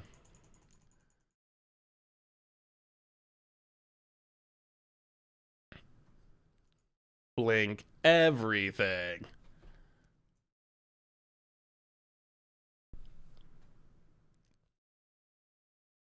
Opponent gains some life. Opponent got off to such an explosive start, too. And then everything just kind of fizzled for him. I'll get rid of the Daredevil. Flicker Wisp. I don't even know. Token. Draw a card. Ooh, all right, another Supreme Verdict, too. All right. I like where we're at, I think. He would do the original of the manga and they would put it in the cards. Interesting. I did not know that Yu-Gi-Oh was a manga. The original Yu-Gi-Oh manga was not very Western friendly, had a lot of gore and oh, opponent's draw went from so good to so bad in a matter of seconds. Opponent passes. Now let's untap. We can't win this turn. Go to combat. Hit you with the flyers. Opponent sack. Wow, this, I don't know, is this deck scary or not? Opponent sacks of food. Goes to 2. Well, I mean, we're just going to pass and leave up all the interaction possible. Spirited Companion, draw a card, Field of Ruin.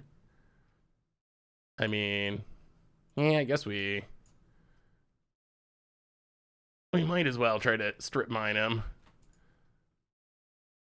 They probably don't play that many basics. Oh, none. Okay, got him. Strip mine. We've had 2 different strip mine matchups already. Hey, what's up, Magikarp? What's up? How are you? Guess what? Oh, I don't even know. Your wrist is better. I'm gonna go with your wrist is better since last stream. Wow, boy, this deck feels really good. I gotta say this deck feels really good. Like it might actually be a legit like deck in Modern. Right now we're technically 1-1, but we're really 2-0, and we've strip mined people a lot, and we've Sun Titan people a lot. So I think Emeria might be back. Chicken. Oh no. Chicken butt. Oh, that reminds me. Of a King of the Hill episode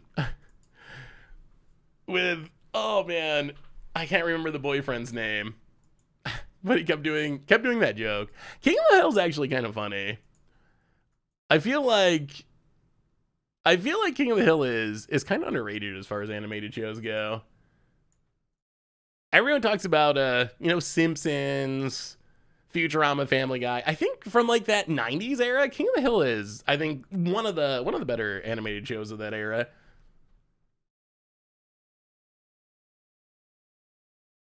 I used to hate King of the Hill, then I got older. It's way different. Like, if you're used to more fast pace, it's so slow, but it's actually like It's actually pretty funny. It actually kind of cracks me up. But if you're used to more fast-paced stuff, it is really slow. King of the Hill is very American.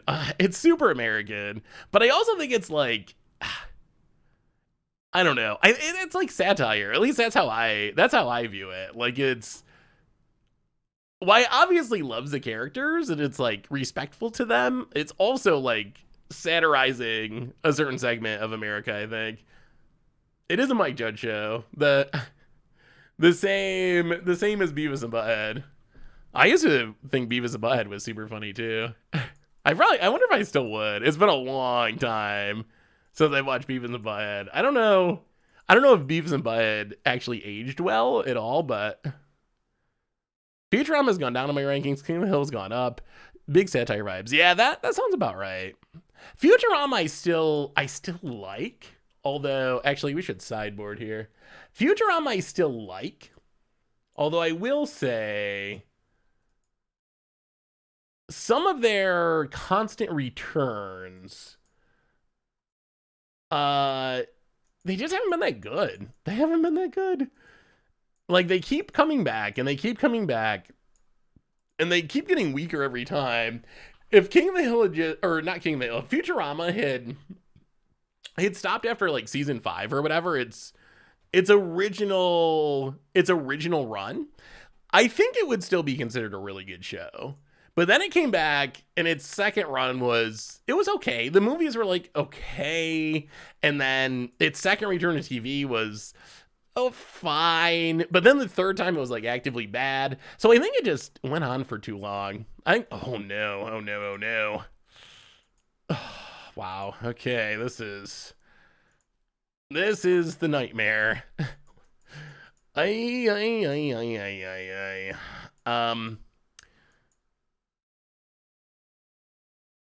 Yeah, I'm not feeling even a tiny bit confident with this hand.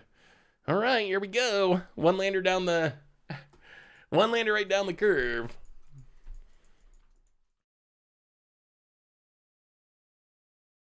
I've never actually watched the what is it? Disenchanted, Unchanted, whatever the Netflix Simpsons show is. I remember when it came out, it was kind of meh. No one was hyped about it. Disenchanted, that's what it was. I've never actually watched it. Yeah, I think that's what happened with Futurama, and I don't know if it's like the writers or what, but I feel like it got way more hit or miss during later seasons. There's still some really, really good episodes of Futurama, even in the later seasons, but there was a lot more whiffs as well in the later seasons. But there's some really, I think the Time Machine episode, that's actually one of my favorite Futurama episodes, and that's like a later season one. I think that episode's like really strong. The last episode where Fry and Leela like go around again and everything's frozen in time, that's like a really good episode. So they still made some really good episodes, but then they also just made some, oh my goodness, some really bad episodes. Spice Lord MTG, welcome to the Fishbowl. Thank you so much for your subscription. Big super for you. Thank you. Thank ya. Well, all right. See if we can dig out from this mulligan a bit. Crack the clue. Flicker Wisp is a nice answer to the saga here. Field of Ruin. Skyclave. Snipe the Cookbook. Go to combat. Hit ya. So we can hopefully use Flicker Wisp to flicker the tokens away. I mean, maybe we're okay here. Opponent's gonna lose the saga. Down to 13. I've never watched Disenchantment or Disenchanted, whatever it is.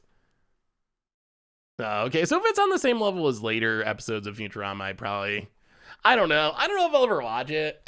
Maybe.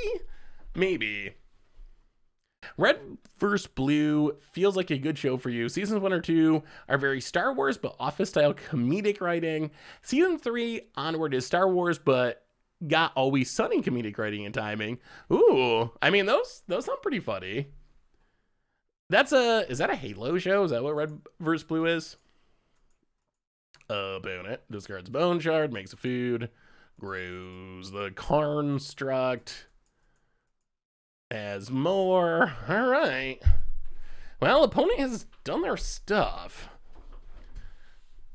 Gets a cookbook. Can hit us for 5. We might have to just try to ephemerate away our opponent's board here. That might actually be the play. Opponent's going to gain a ton of life, but we draw snow-covered plains. So we can, like...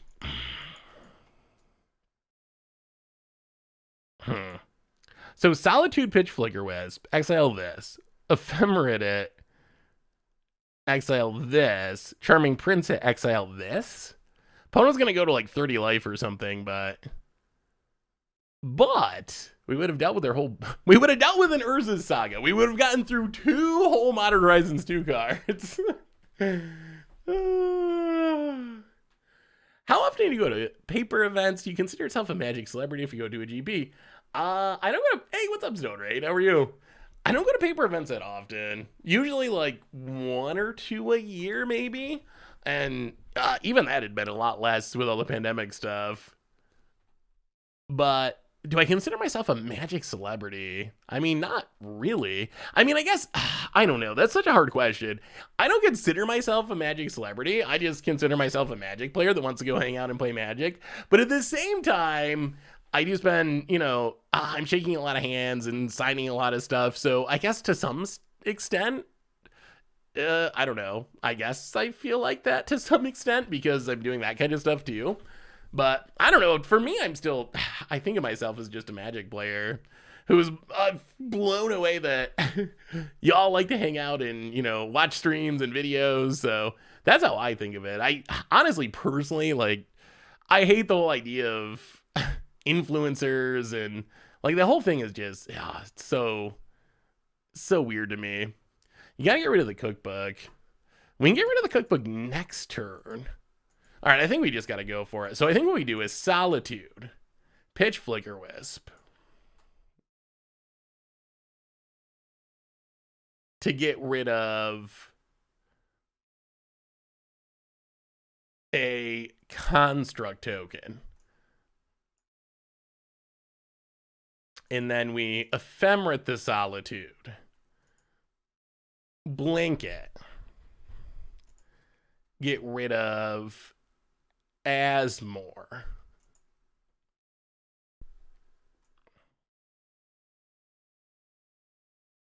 And then we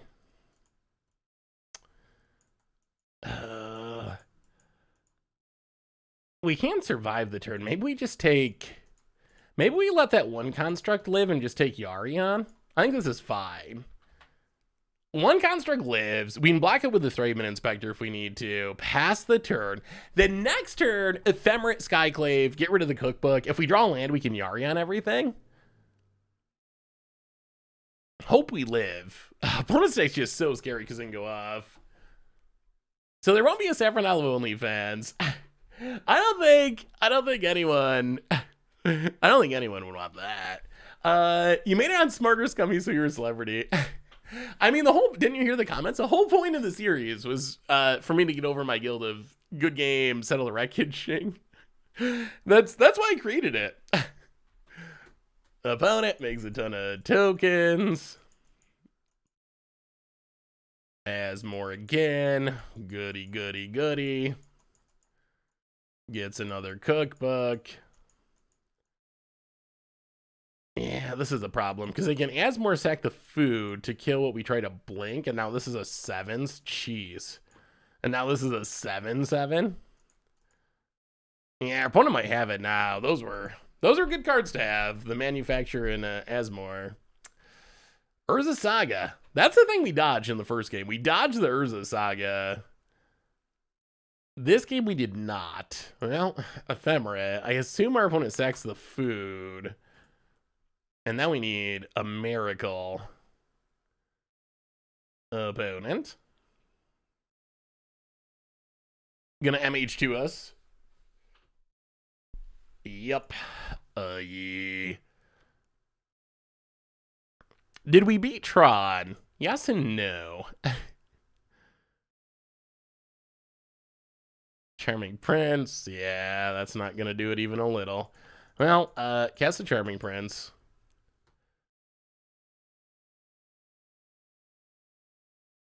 Blank the Solitude. Cast a Charming Prince. Scry 2. Well, there's all of our lands. Bottom and top.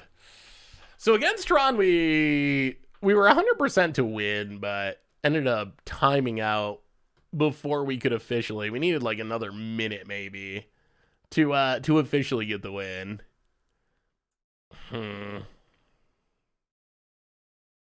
All of these are bad. Well, we'll get the manufacturer, I guess. I don't even know. They're all bad for us at this point. Every one of them. Opponent. Undaps.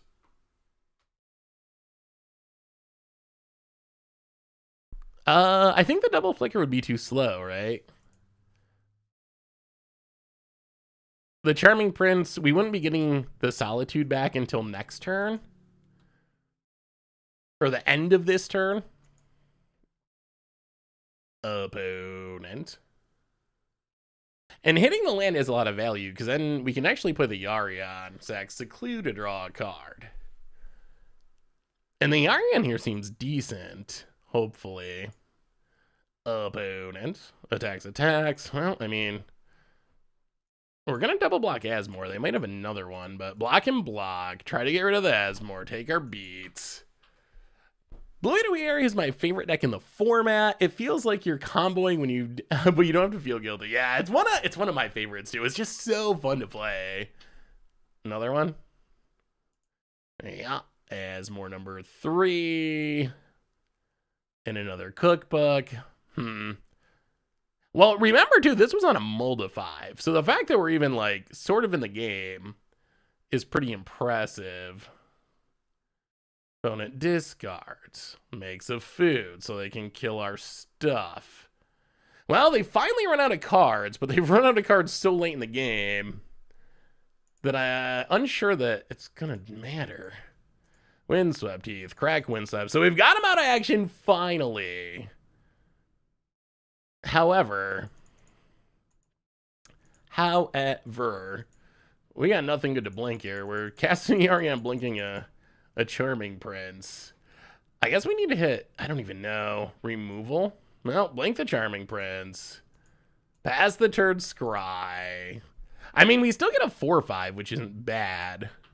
Would you ever let your gorgeous hair down and shake it in slow motion like a, oh my god, double lands. We do not need those. And shake it like a shampoo commercial. Or if you already had, can someone link me the VOD? So I've had my hair down. I don't know if I've ever shaken it like a shampoo commercial. But we've had hair down streams before. Opponent.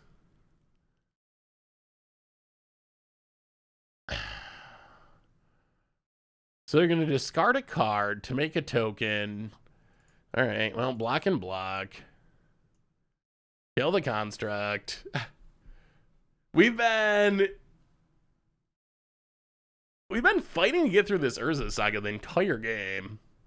Opponent discards Ledger Shredder, gets a token. Loses a construct. Well, this is a big turn to draw something. If we can draw something, we're still kind of in it. To Fairy. Well, I mean, that's better than nothing. Play to Fairy. Bounce the Illusion. Draw something good? Charming Prince. Well, Charming Prince. Scry. Opponent.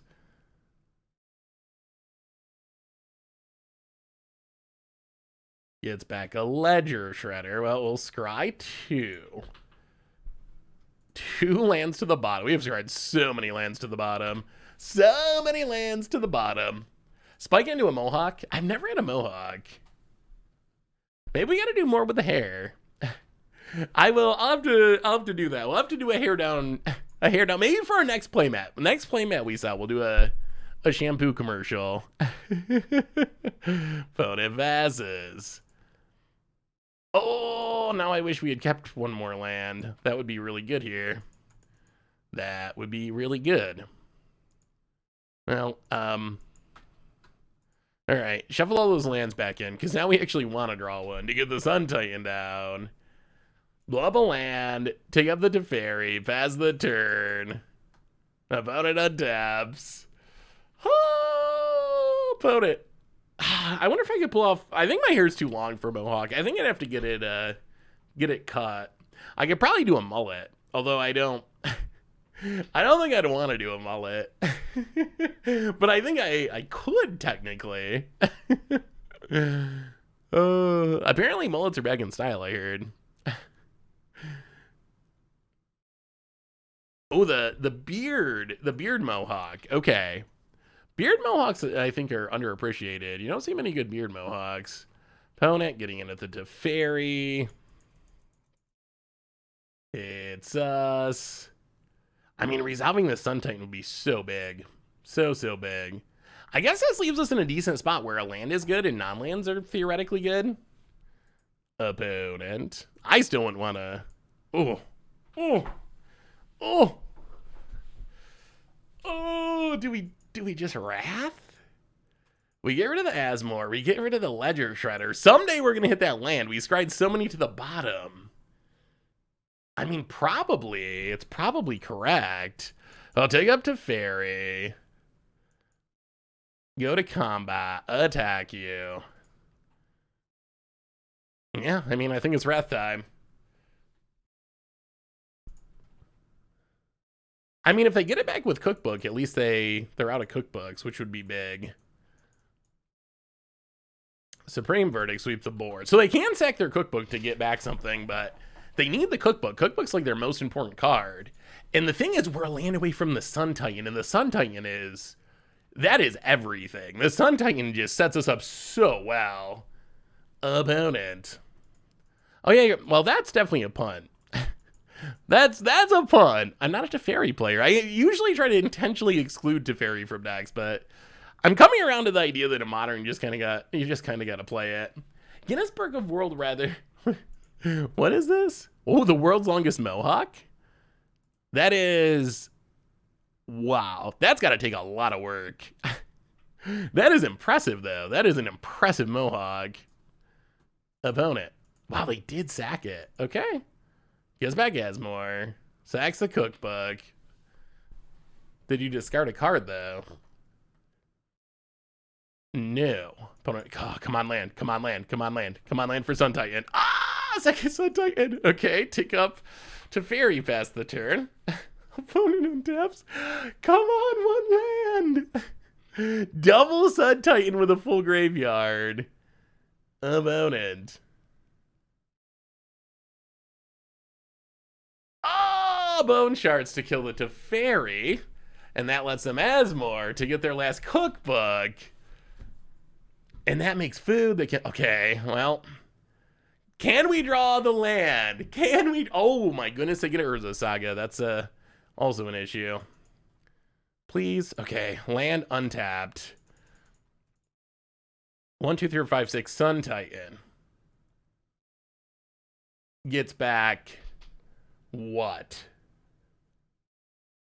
Opponent's out of cards. Well, let's get rid of the Asmore. Skyclave for Asmore. Answer the Asmore. I think we're gonna get there. It wasn't pretty, but this is on the multi-5. This is a multi-5. Maybe they only have 3 cookbooks. If they only have 3 cookbooks, then I guess they're just out. Opponent finds an Emery, mills some cards. Oh, there's the time sieve. We should be fine, though. Like, double Sun Titan should carry this. Construct. Daredevil. Because we can, like, get back to Fairy. Oh my goodness, and Ephemerate. Okay, so go to combat. Attack with Sun Titan. Sun Titan. Get back to Fairy. Actually, I think we get a land.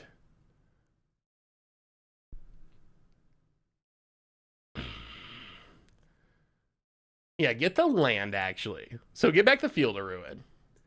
Hit our opponent. This is going to be even better. Hit our opponent. Do I plan on making videos for the new Alchemy set? I don't think so. Alchemy's just not in a place where it's really easy to support right now, unfortunately. I'm hoping that our opponent will, or that Wizards, not our opponent, but I'm hoping that Wizards will maybe do something to make that change at some point, making it cheaper, getting it out of historic, but maybe at this point it's past the point. And then Ephemerate Sun Titan to get back Charming Prince to blink Skyclave Apparition to get it back to get rid of Emery. And that was a good turn. That was a pretty good turn. Opponent. Yeah. Make your construct. I think we got him, though. I think we got him. Sometimes Wizards feel like they are... sometimes it feels a little like that. I know that's not true. And I think that Wizards... I know the people at Wizards that I know are very far from being opponents. They love Magic and want the game to be amazing, too. But the company of, like, Hasbro, sometimes that can feel a little bit like an opponent of the community. Did you ever play or think about playing the Sun Titan Saheeli combo? I played it before Cat was released. Ooh, there goes our graveyard. A long time ago. And another wow, okay. Jeez. How did our opponent go from one card in hand to having this completely rebuilt again? How is this possible?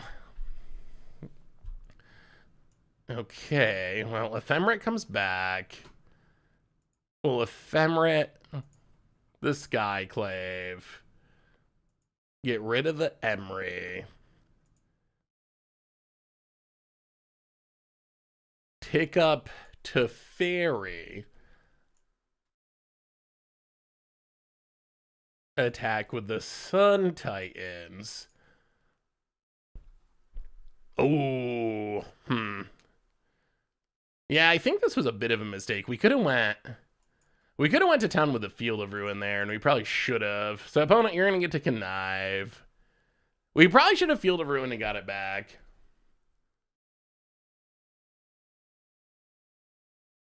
Yeah, blow up a land. Get a land. I mean, I don't know how our opponent gets out of this, though, honestly. Hallowed Fountain tapped. Pass the turn. On the Mono 5. The Emeria power. Arena is so expensive to keep up with these days. Played sets alpha. Was able to buy all the sets for a long time. Yeah. I mean, I think that's one of the biggest issues that a lot of people have with Arena at this point is just the cost. It just costs way too much. So I mean, that's the thing that Wizards could change that I think would make people the happiest. And so far, we've heard rumblings about it. We had the economy stream. We had the short-lived wild card bundle in the store and so forth. Oh, get back Field of Ruin. Blow up a land. Opponent gains a bit of life. I think this is Strip Mine again.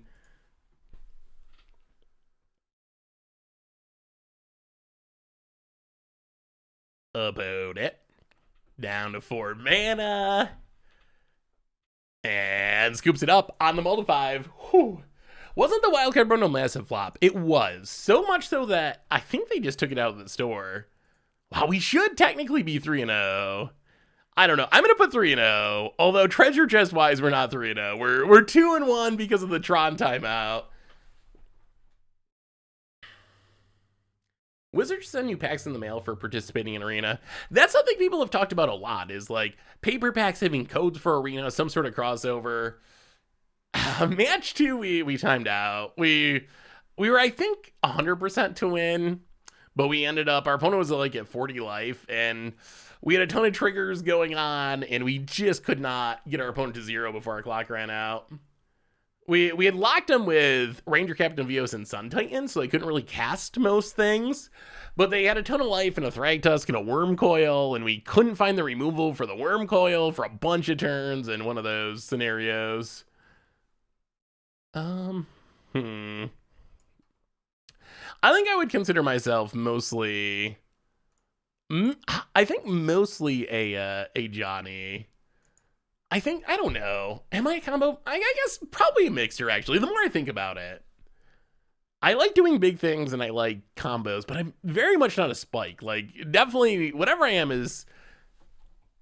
I like winning, but I prefer winning my own way. And if given the choice between losing my own way and winning someone else's way, I would rather lose my way than win someone else's way most of the time.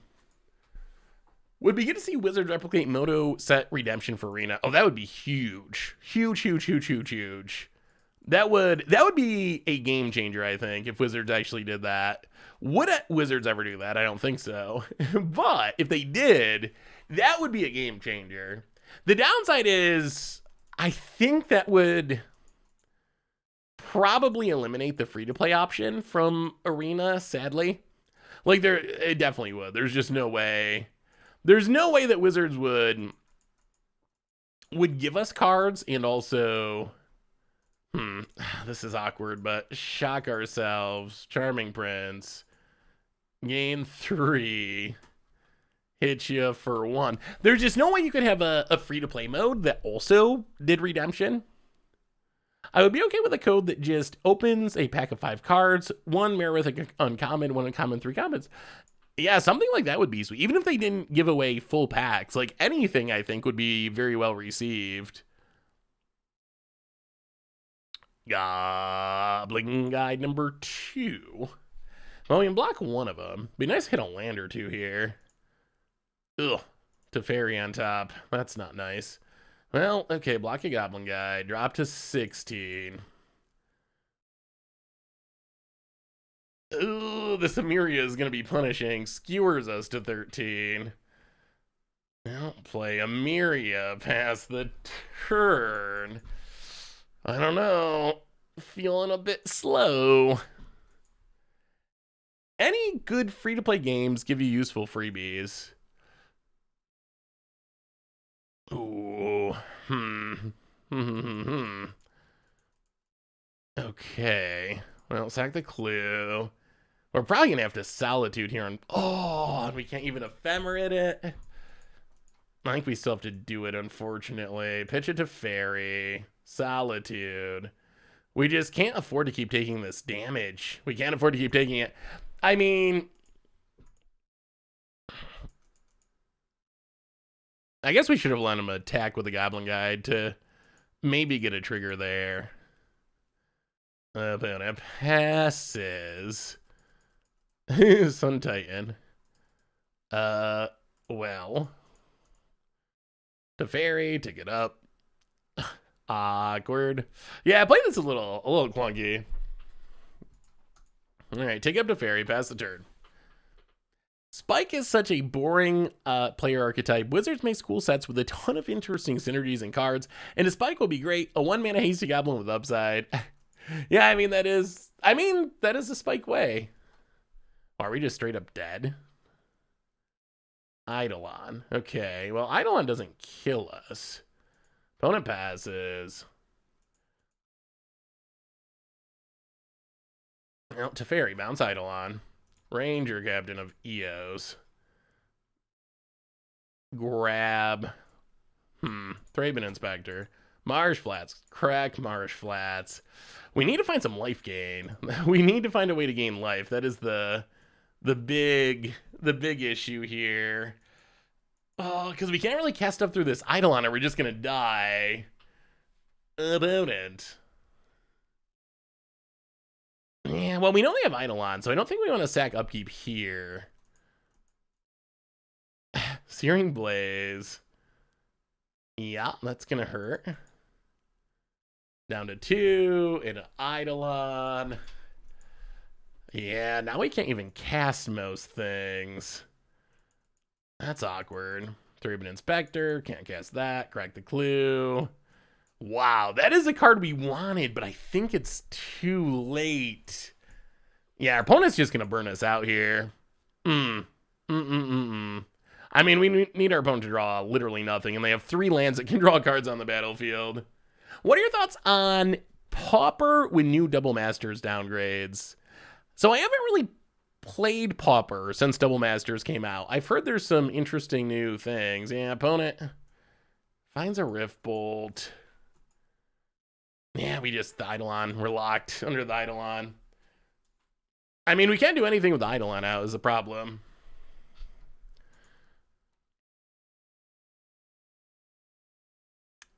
That is the problem. We just, once we're at 2, we can't cast spells without dying. Is Ranger Captain Vios just for value, or does blocking non-creatures host particular modern decks? There are, I mean, that's how we lock Tron out of the game.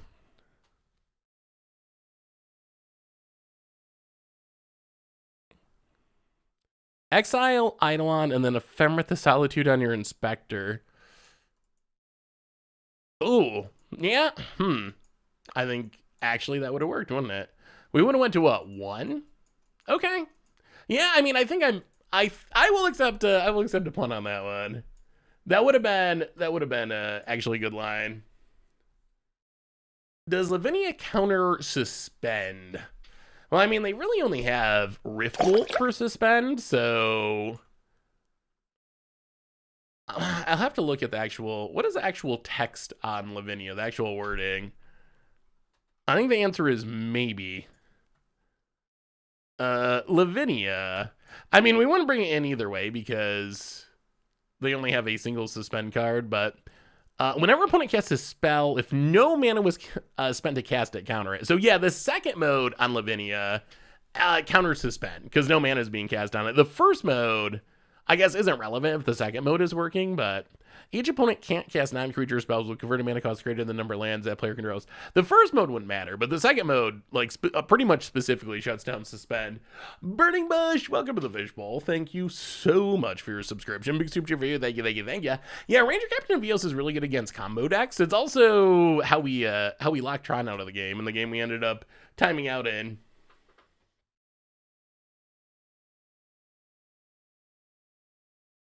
Oh, we would have died. Would we have died anyway?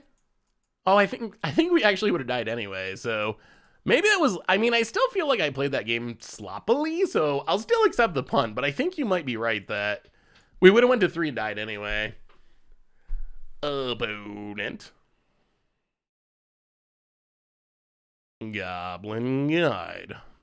Well, let's see what the Goblin Guide shows us. Gets in, hits us. Top card. All right, we hit a land for once, which is nice. Crack the Flooded Strand. Get a Prairie Stream. Well, go Wall of Omens.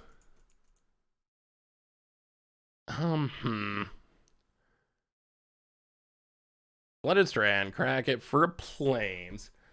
Could this list run Esper Sentinel? Yeah, you could run Esper Sentinel if you wanted to. I think... I don't know if it's worth it or not. Maybe. I've seen some lists run it. I think it'd be fine. I think the question is, what are you hunting for it? Like, is it better than Thraben Inspector? So that's kind of the question. Like, what do you get rid of? But yeah, I do think it would be fine in the list. Roiling Vortex Day. Well, we get pinged. Well, Feel No Ruin. Play Teferi. Bounce the Vortex. March Otherworldly Light's not the worst. Oh, we need some life gain though. When it comes down to it, gaining life is going to be important. Oh, I think Inspector is great. I love Thraben Inspector. Maybe I overrate it, but I do really like Thrabes. Opponent passes. There's also like no counters anywhere in this deck, which is kind of unique. Take up to Fairy. Wall of Omens. Draw a card. Hmm.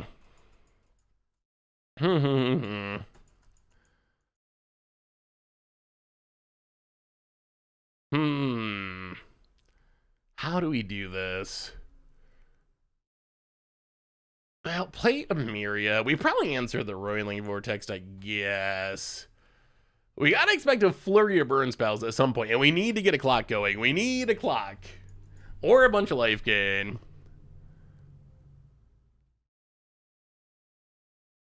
Eidolon. Well, maybe we're not pitch casting it during our opponent's turn. Maybe we wait. Maybe Eidolon's a better one to get rid of. We could just answer the Vortex here. But then we're taking damage forever. Quantum! Welcome to the Fishbowl. Thank you so much for your subscription. Big super for you. Thank you, thank you, thank you, thank you.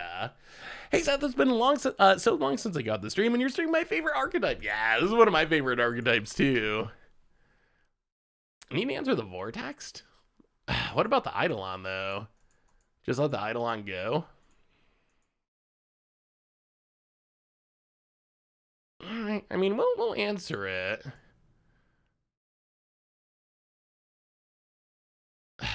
I'm not sure about this, honestly. So get rid of the Vortex. Opponent gets an Eidolon. Opponent passes. Solitude? Solid Fountain. I'll take up to Fairy. This feels bad, but I think we gotta play it. Ranger Captain of Eos. Down to 12. Get Forge Tender. Hollowed Fountain tapped. Pass the turn. I mean, we can kind of lock non-creatures now. Maybe that's our goal.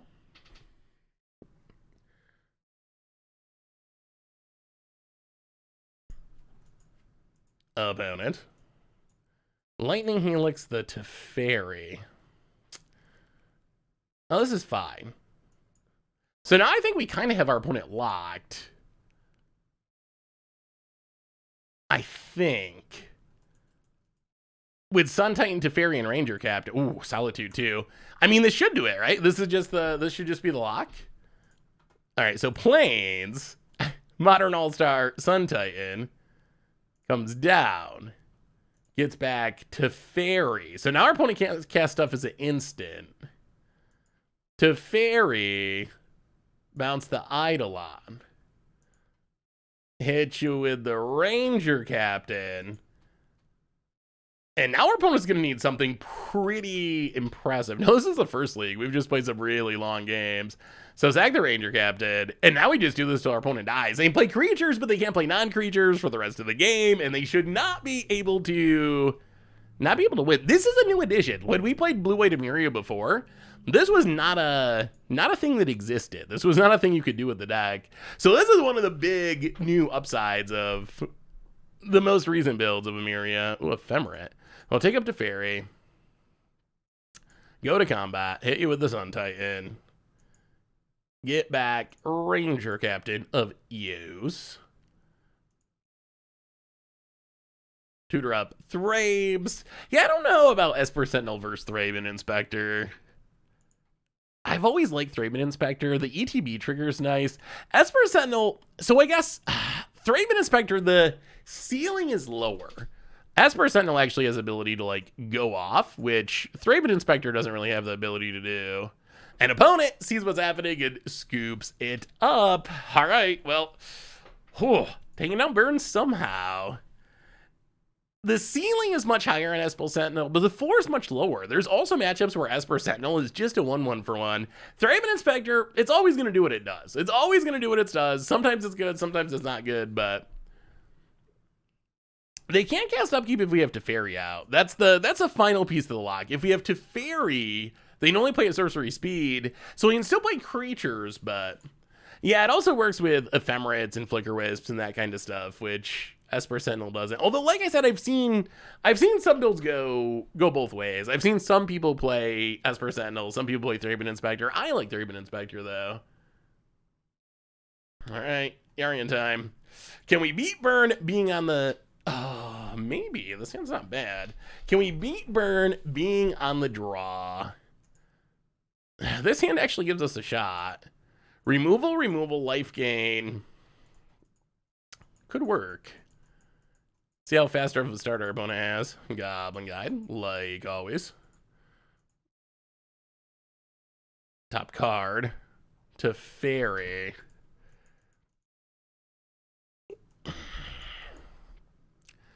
I'm really tempted to turn one pitch Solitude. It's probably very incorrect, but they're going to hit us for 4 at least with this. Yeah, I mean, yeah, I think we do it. I don't know. It feels so weird to pitch 2 cards before the game even starts. It's like casting a Force of Will on a Goblin Guide. Is it correct? Ugh. Who knows? Who knows? Opponent, Sacred Foundry untapped. And who passes? Okay, I think it's looking more and more correct. Windswept Heath, crack it. Snow-covered plains. Charming Prince.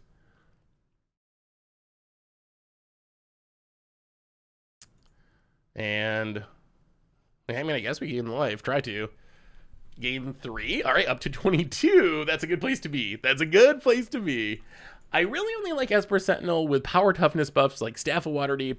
Yeah, I mean, it's really good in like Hammer Time too for that reason. Wow, we took a Borrow's turn, but we're still at 18.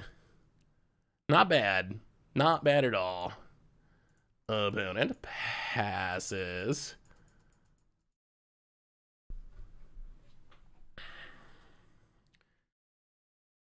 I wonder if it's worth shocking ourselves for Teferi.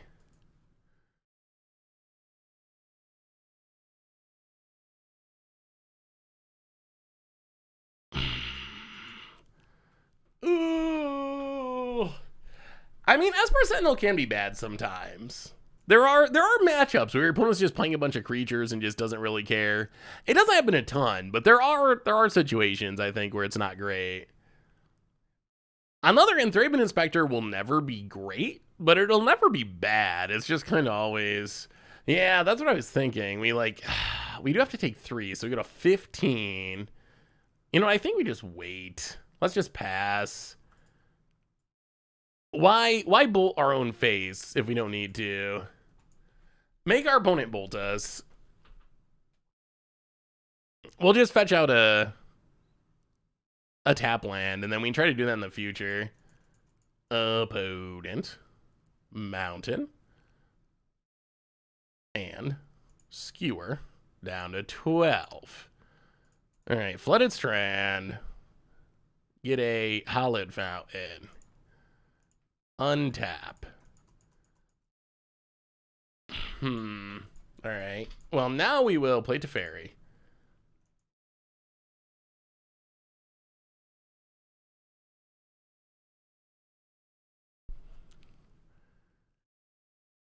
Ooh, all right.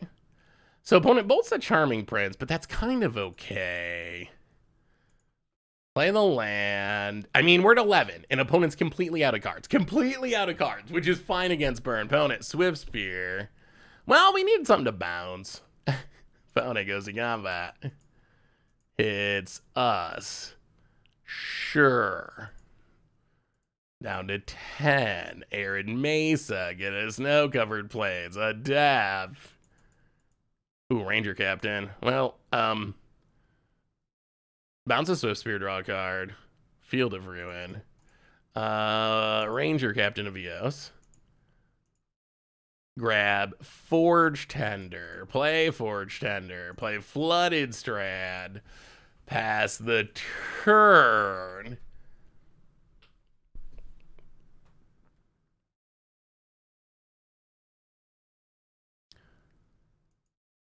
Opponent. Scoops it up. Okay. Wow, we should be 4-0. We should be 4-0. We should be. If it wasn't, wow, we haven't even been losing games, really. If it wasn't for that Tron timeout, we'd actually be going for the 5-0 right now, the official 5-0. Instead, we're going for the unofficial Inner Hearts 5-0, but, oh. So have y'all found anything sweet to play in Modern lately? What's your sweetest Modern brew? Or Pioneer? I will accept Pioneer. Also, how are you feeling about Legacy? I almost streamed Legacy today, but I wasn't sure. We don't stream Legacy very often. You played the burn matchup so ballsy. Sometimes you just gotta go for it. You just gotta go for it. Kahira. So, elementals or control. Let's put Spirited Companion at the bottom. We probably don't need 2 ETB card draw creatures. Footfall with Archmage's Charm. Footfalls is really good. Footfalls is definitely a strong archetype. Well, tap land, go. I'm close to having red-black Anvil deck for my LGS Modern event. How is Anvil in Modern? I've seen it a lot in Pioneer. I haven't seen it nearly as much in Modern. Walla Omens. Uh-oh. Oh, we're playing against, oh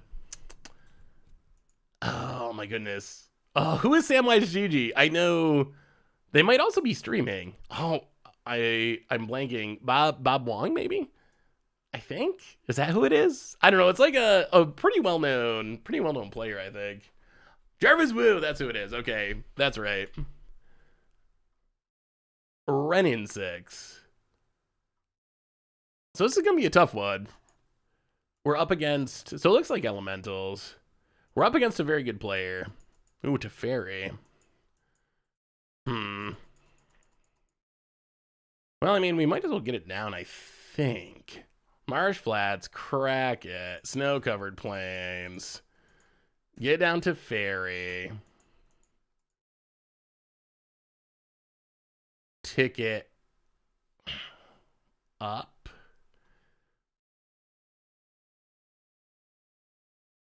Ticket up. Pass the turn. Would bounce wall. The only problem with ticking down and bouncing the wall is then Ren can just tick down and kill Teferi. So I think we'd rather try to bounce wall this coming turn. Losing Teferi to nothing would be a little awkward. Especially since it is like somewhat relevant against this deck, I think. They have like ephemerates and whatnot at least. Well, now I think we do it. So Teferi, bounce a wall. Draw a card. Replay the wall. Draw a card. Hollowed Fountain. Thraben Inspector. Get a clue. And go. Teferi's so good in this deck. It's just, Teferi. I always feel a little guilty playing it, but I think I just gotta... I gotta accept it. I gotta accept that it's just... In some decks, I think it's just necessary. It works so well with Sunshine. You can even justify it in this deck because you're all about reanimating stuff, mana value 3 or less. So it's such a perfect fit. And it is just like some matchups are really, really hard to win without Teferi. When you play against control decks or whatever, just having Teferi is such a huge deal. At some point, we're going to have to deal with this Ren. We can't really let it ultimate. That would be bad. Well, take up to Fairy. Go to combat. Are we just gonna Skyclave it? I would like to get the Yarion. Yeah, let's hit it. We'll wait. Hit the red. Grab Yarion.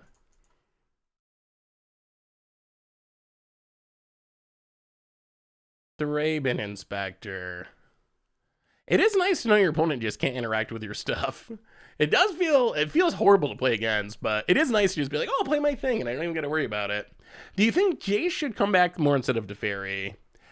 I would like to see a new blue planeswalker. I really would. Like, Jace, yes, we haven't seen it in a while, and it's been a lot of Teferis, but there was a time like 5 years ago where it felt like every set was a Jace. Do you remember the Jace League meme that Wizards got upset about? So I think we went from getting way too many Jaces to getting way too many Teferis. So I kind of just want to see something new that's not Jace or Teferi become like a Muyang Ling, or even like a brand new character that we haven't even seen before. But yeah, I think both, for me,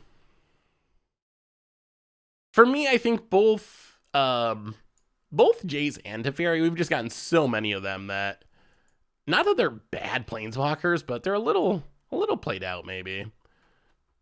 Play the land.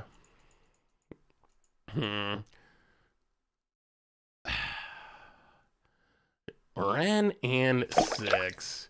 Well, go to combat, do some attacking. Well, our opponent's instant speed stuff is online now, which is frightening. Hit the red. Opponent takes it. Seamus, welcome to the fishbowl. Thank you for your subscription. First time sub, big scoop cheer for you. Thank you. Well, I mean, Yarion, hope it resolves. Please don't counter it. They did kill our Teferi. Oh, they actually playing count. Wow. Oh my goodness. Okay.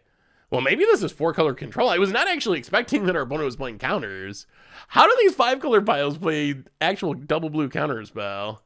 Opponent gets back the land. This Ren has done a lot of work. Opponent plays the land. Oh, this is control. This isn't elementals. Oh god. Oh dear. Oh no, this makes me much less happy. I thought we were playing a fun 5-color elemental pile, but instead we're playing a 5-color Teferi pile. Well, try to bring wall omens. Oh, this is very awkward. Charming Prince.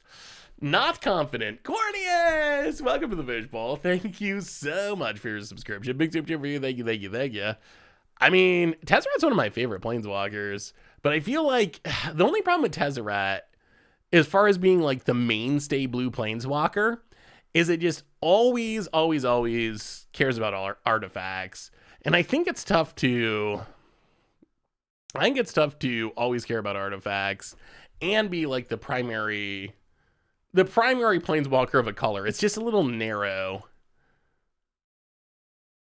I mean, I think Verdict has been, in the matches we played, I think it's been good in enough of them that I'm fine with it in the main deck. Although there are certainly matchups where it's less good. Hit the Teferi to 3. How do we beat a Teferi? Charming Prince. I mean, I guess we're just hoping we win the late game, which maybe we do if we can get Emeria going. Our opponent can't really afford to play too much land hate, being a 5-color pile. Ephemerate. So, I mean, if we can actually get Emeria going, maybe that can just overwhelm the planeswalkers. Hey, what's up, Dolphgrim? How are you? I mean, I'm sure Renonade will be coming. It's gotta be. I could see. Yeah, Yarion's already been added to the hand and countered this game.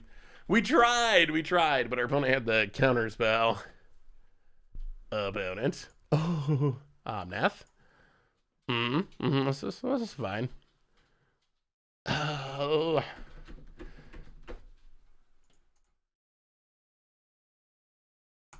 We gotta go for it. Ephemerate?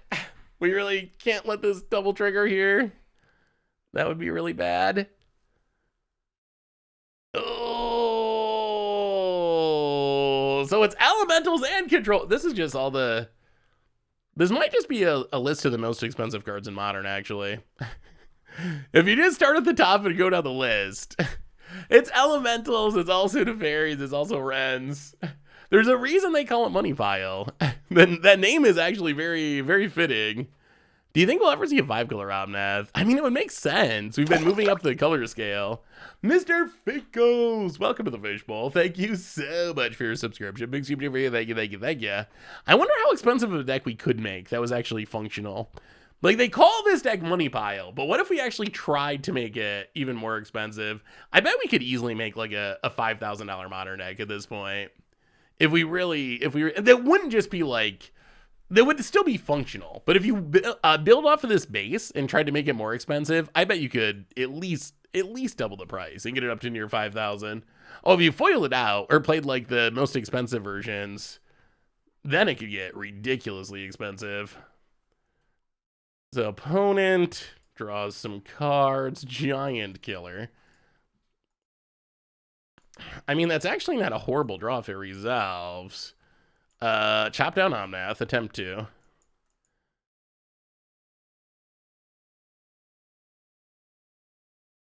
All right, Omnath down. 1, 2, 3. Flicker Wisp. We're trying so hard to kill this Teferi. I mean, I think 5-color Omnath's likely. I don't know if I want it, considering how powerful 4-color Omnath is. 5-color Omnath, maybe 5-color would be better for non-commander formats. Well, I mean, we're gonna try. Give it the old Teferi try. Solitude for the blowout. Oh, opponent's drawn 2 Solitudes. All right. Yeah, that's bad. That's bad for us. Opponent blocks. I feel like our opponent's drawing a few more cards than us. Just a few. How's the modern format looking in 2022? I mean, it's diverse. I think we played 5 different decks tonight. It's fun. Just, I hope you own your Modern Horizons 2 cards. Basically, that's basically it. That's modern.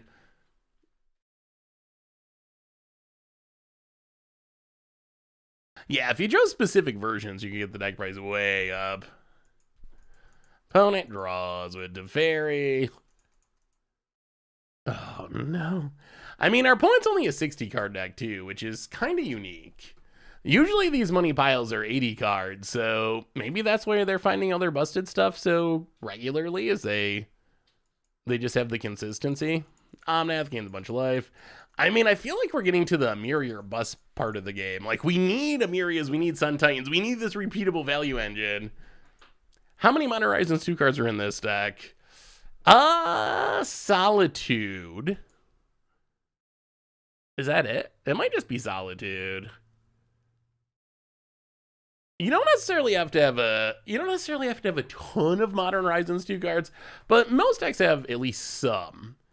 There's not too many competitive decks these days that have 0 Modern Horizons 2 cards.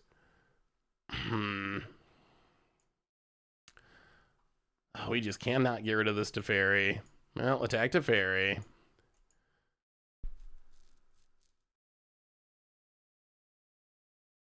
Down to 1, but 1 unfortunately is not dead. Yeah, I guess we got a Supreme Verdict. We also need to not have the Omnath be a thing.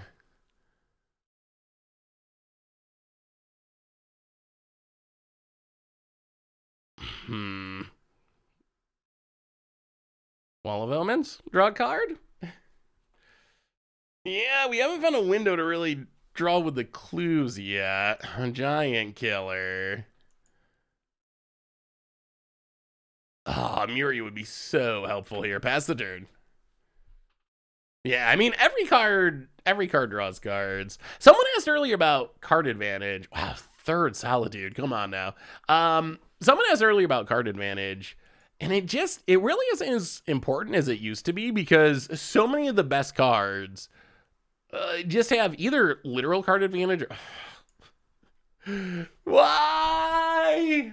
Oh, 3 Omnaths and 3 Solitudes in the top half of the deck.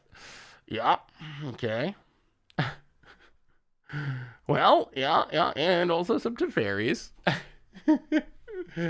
Oh, doing well, Bruno. How are you? You think the verdict was really wrong there?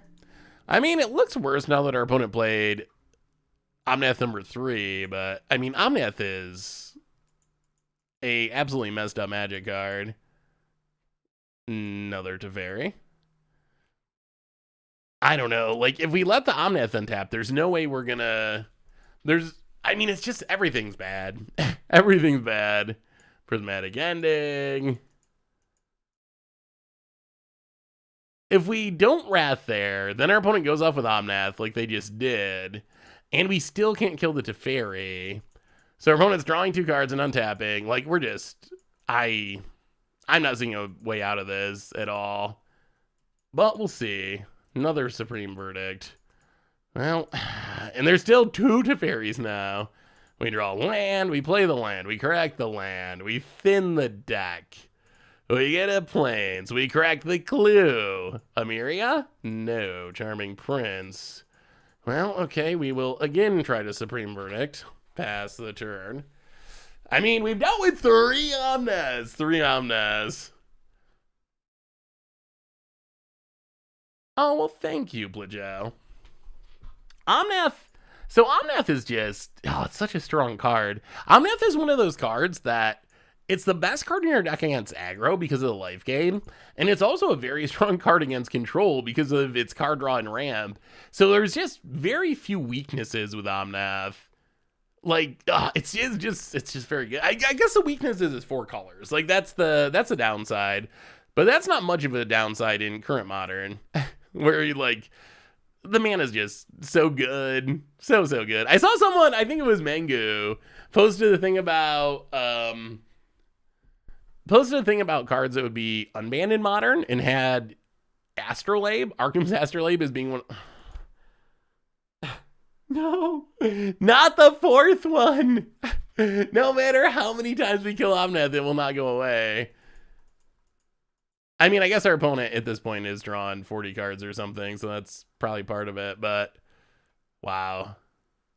So opponent's deck is apparently Solitude, Omnath, and Control stuff.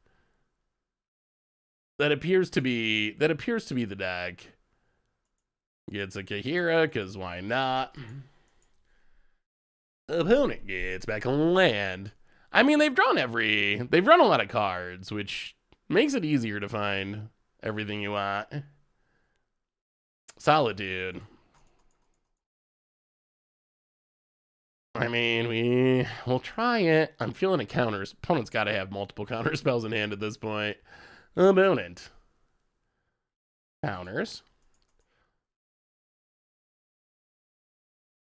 I mean, we can kill the Omnath, but does it even matter? Yes. Okay. Well, this is literally every Omnath. We have dealt with every single Omnath in the deck. Everyone. Maybe they can't kill us. Maybe we mill them out. Because we've gone through all the Omnaths and most of the Solitudes.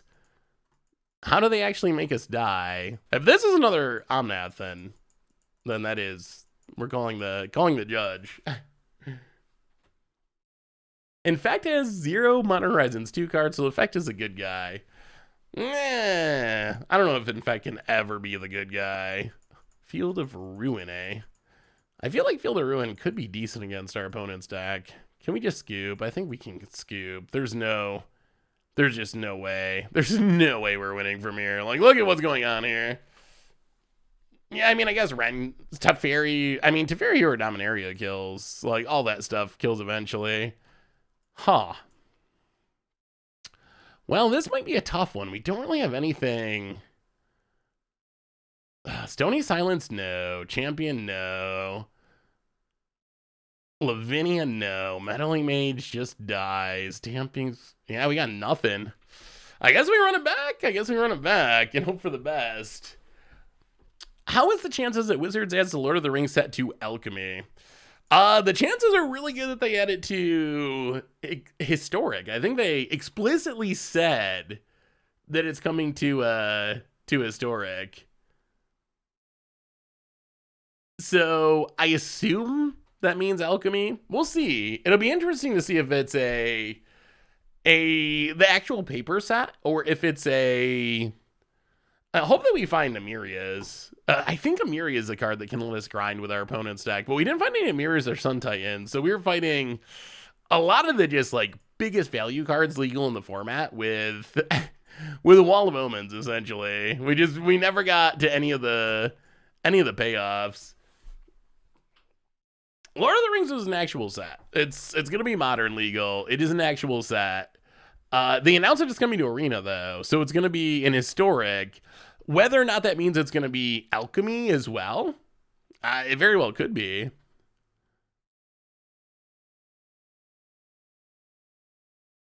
I'm still not sure we're really the beatdown. This deck doesn't really have the ability to be much of a beatdown deck, so I think our most realistic plan is probably still to out control them, and our beatdown is going to be like hopefully being able to keep planeswalkers off the battlefield by attacking them. But I don't think we actually have the we don't have the ability to be the beatdown. Our creatures just don't have enough power to really go aggro. Just a heads up, my lovebird is trying to eat my phone to get it to you, so I guess he's on his way. Oh well, awesome, Delphgrin. Yes, exclamation point deck. We'll bring the deck up. The problem with Meddling Mage is it just dies to everything. So I don't think it does enough. We could try to like pick and choose one of our opponent's powerful cards, but Meddling Mage is mostly, I think we'll keep this. Land heavy, but we got a Sun Titan. I mean, Scry with Charming Prince. Not a great hand, but it could work. Opponent. Flooded Strand versus Flooded Strand. I got the Prairie Stream. Untap. Well, come on, Charming Prince, scry some action, buddy.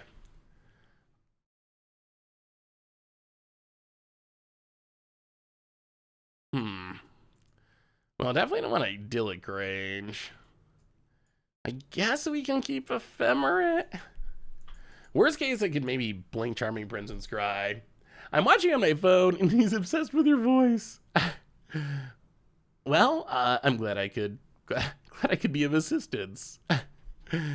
Oh, these decks usually have at least 4 basics, and I think 5 or 6, so it might be hard to actually full-on strip mine lock them, although. And they also have Ren, which makes it even worse. But I mean, I think we're just going to start blowing up lands and hoping for the best. Opponent going to float a mana. Grab a snow-covered plains. Plus, we want to thin our deck. We want to thin our deck, so this is at least beneficial in that way. Get in for 2. I mean, even just putting them from a 3-color land to a basic, maybe it can cut their colors a little bit. What kind of bird is it? Oh no, Eladrami's Call. What is going on with this deck? What is going on with it? This deck just really wants Omnath. If their Eladrami's calling Omnath, they really want Omnath. I'll hit you to 17. So opponent got rid of Kahira as the companion. So they're playing non-elementals in their deck now. One non-elemental with our opponent's deck bring in. Any guesses? Well, go to combat. Hit you with the Charming Prince. Opponent takes it. I'll play the land and get the Yari on. They can play permanents, though. It's got to be a creature. Okay, here only cares about creatures. Oh, Icefang Quaddle. That's a pretty good guess. I could see. Oh, Emrakul. That would be another possibility. Emrakul's if the game's going to go really long, Emrakul is a good option. Well, let's keep thinning the deck, I guess.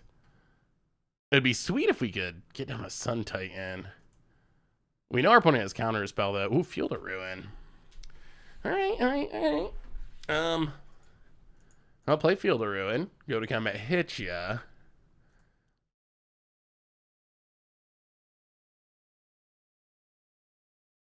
And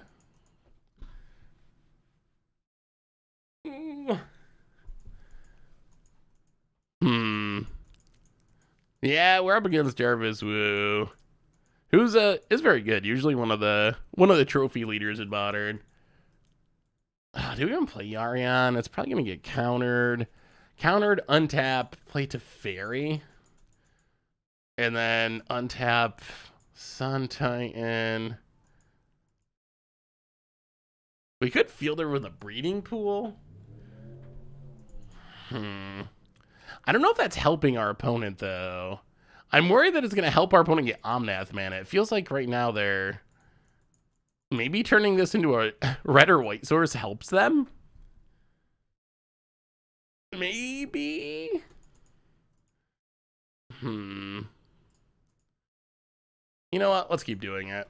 Strip mine locking our opponents probably are one of our best bets if we can get to it. I don't know if it's likely.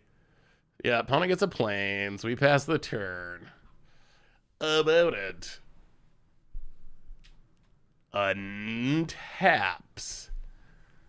I mean, if we can find a window, we can get out of Sun Titan. We'd love to find Emeria. Emeria would be so spectacular here. It would be so good. Windswept Teeth. To Fairy. Sure. Bounces Charming Prince. Opponent passes. Well, this is so gonna get countered. To Fairies. Yeah, opponent gonna double crack and counter the Sun Titan. I mean, opponent's gonna take some damage. Down to 10. Down to 8, but it doesn't really matter when you got... That's the power of Omnath. Like, opponent's gonna counterspell our Sun Titan. Oh, what I would give to draw... Oh, Emeria. Emeria is so huge, and we just cannot find it. Opponent. Is it not better to field in their draw step in case they draw their basic? I mean, I don't think we're close to strip mine locking them, but I think technically that would be true. But I think practically, I don't think we're to the point of the game where we can really do that yet. Well, Sun Titan, get back.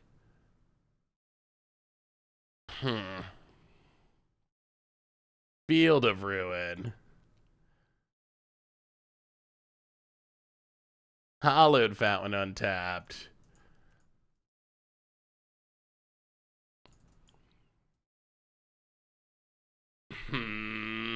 Solitude. Pitch. Pitch what? Probably Ephemerate here. Ephemerate's not very good with to Fairy out. Get rid of Omnath. Opponent gains some life. Opponent's back up to 15. And then Charming Prince. See if we can blink the Sun Titan. They could have Solitude. Alright, well, sure. Get it back. Get back. We're on the strip mine plan. We are going to try to strip mine our opponent out of this game. Then they're going to play Ren and we're going to get sad, but... Emeria! Hey, what's up, Mother Frogger? How are you? Good to see you. Any ideas on a good Aristocrats deck for Pioneer or Explorer? How do you feel about Cat Oven decks? I think that Cauldron... Oh, no! No. Oh, Ren undoes so much of our strip mine work here. So much work undone. Opponent gets a triumph. Well, that's the risk of trying to go on the land destruction plan against a deck with Ren is pretty good at undoing it. Opponent. Passing. Windswept Teeth. Well, Let's play Wall of Obits. Draw a card. Emeria. We need an Emeria. I mean, if you like Cat Oven decks are actually pretty good in the format.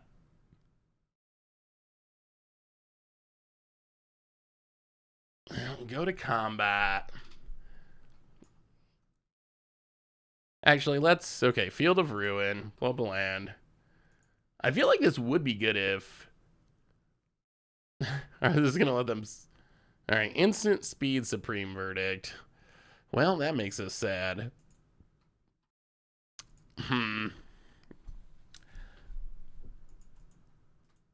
So they have 3 basics. So we're getting the strip mines, but it just doesn't matter because they also have Ren. Well, play the saddest Yarion. Blink nothing. Oh, I passed the turn. I wonder if there's is there any way we could find Emeria? I wonder, could you play Urza Saga to get Expedition Map to get Emeria? I feel like if we ever found Emeria, we would outgrind this deck, but both games, we're 80 cards, and both games we just have not been able to find it. Yeah, if our opponent didn't have Ren, we could actually done some, we could have actually strip mined our opponent down to not very many lands. About it. To Fairy Returns, I assume. Weathered Wayfarer. Yeah, that could be worth considering. It could be a good one of tutor target. Things that find lands aren't great. How do you find this matchup, Pilchow?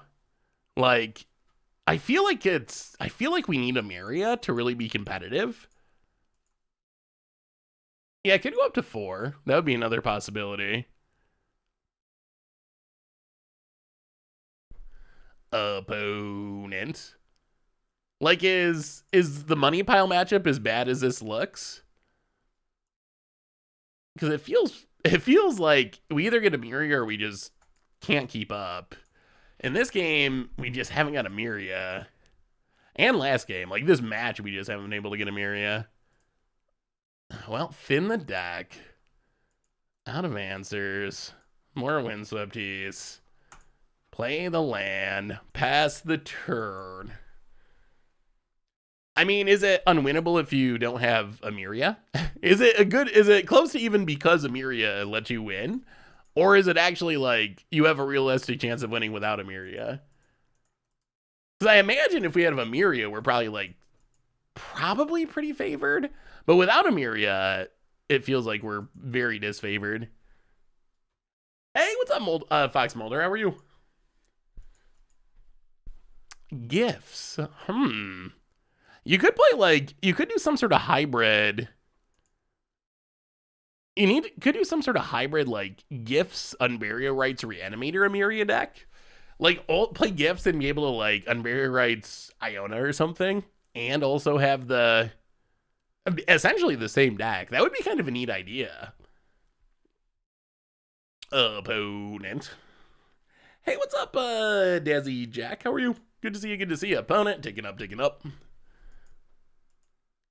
And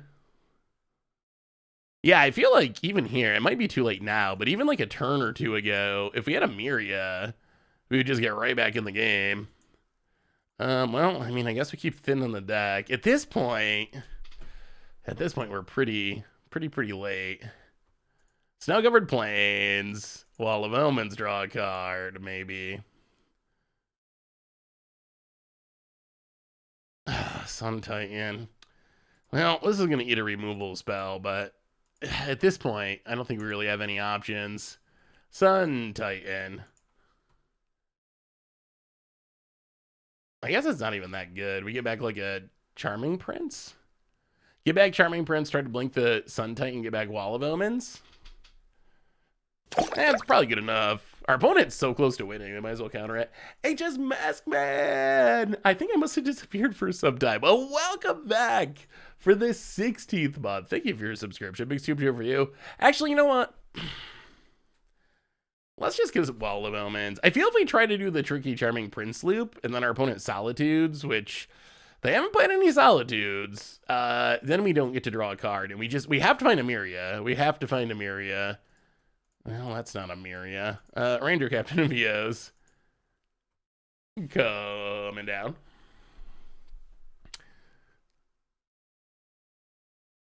Alright, so opponent counters that. Now play the Hollowed Fountain, pass the turn.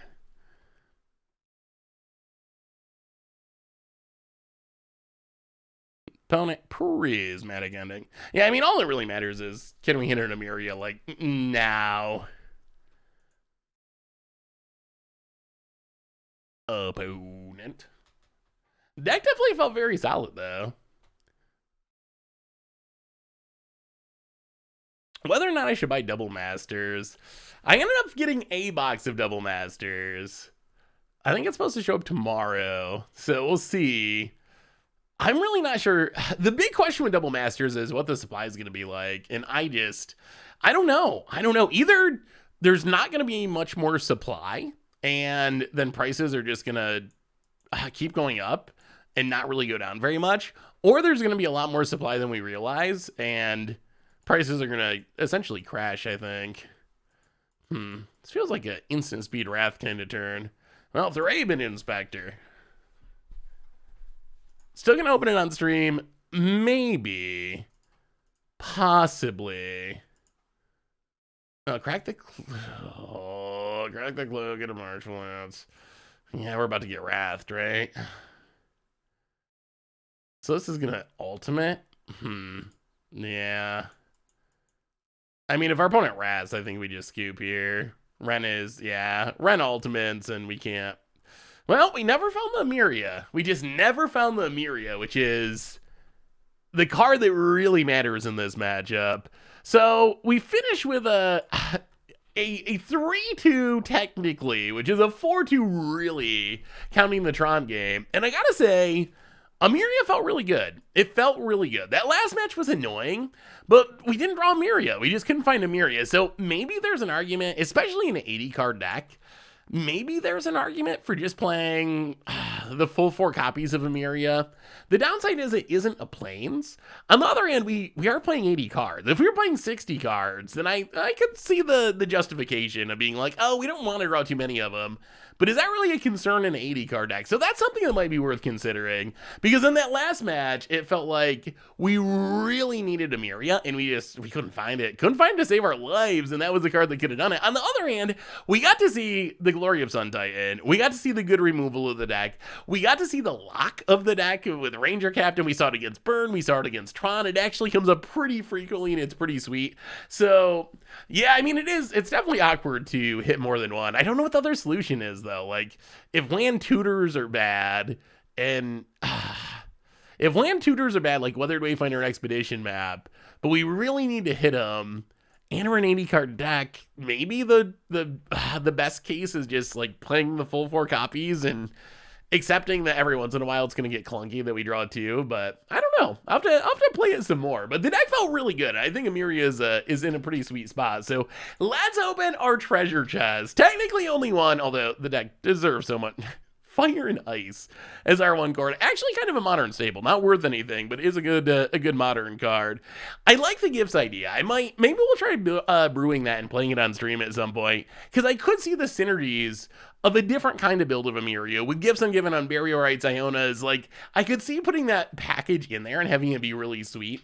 I also think white-green Emeria could be interesting, because then you have all kinds of land ramp. It would be more of like a turbo Emeria plan. Like, this is really control Emeria, essentially. Tap out control. You're not playing counter spells and stuff, but it really is like super duper late game. It could be interesting to try like a sped up version in green, where we can have Secure Tribe Elders to get more planes on the battlefield. You have Elvish Reclaimers. You get all kinds of ways to get lands, and Sun Titan can get many of them back. So I think there's definitely possibilities there. Oh, Realms Uncharted. I remember when that was previewed in Rise of the Eldrazi and people freaked out, and then I don't think anyone's ever played Realms Uncharted. I don't think it's ever happened, but Splash Red for Wish. Ooh.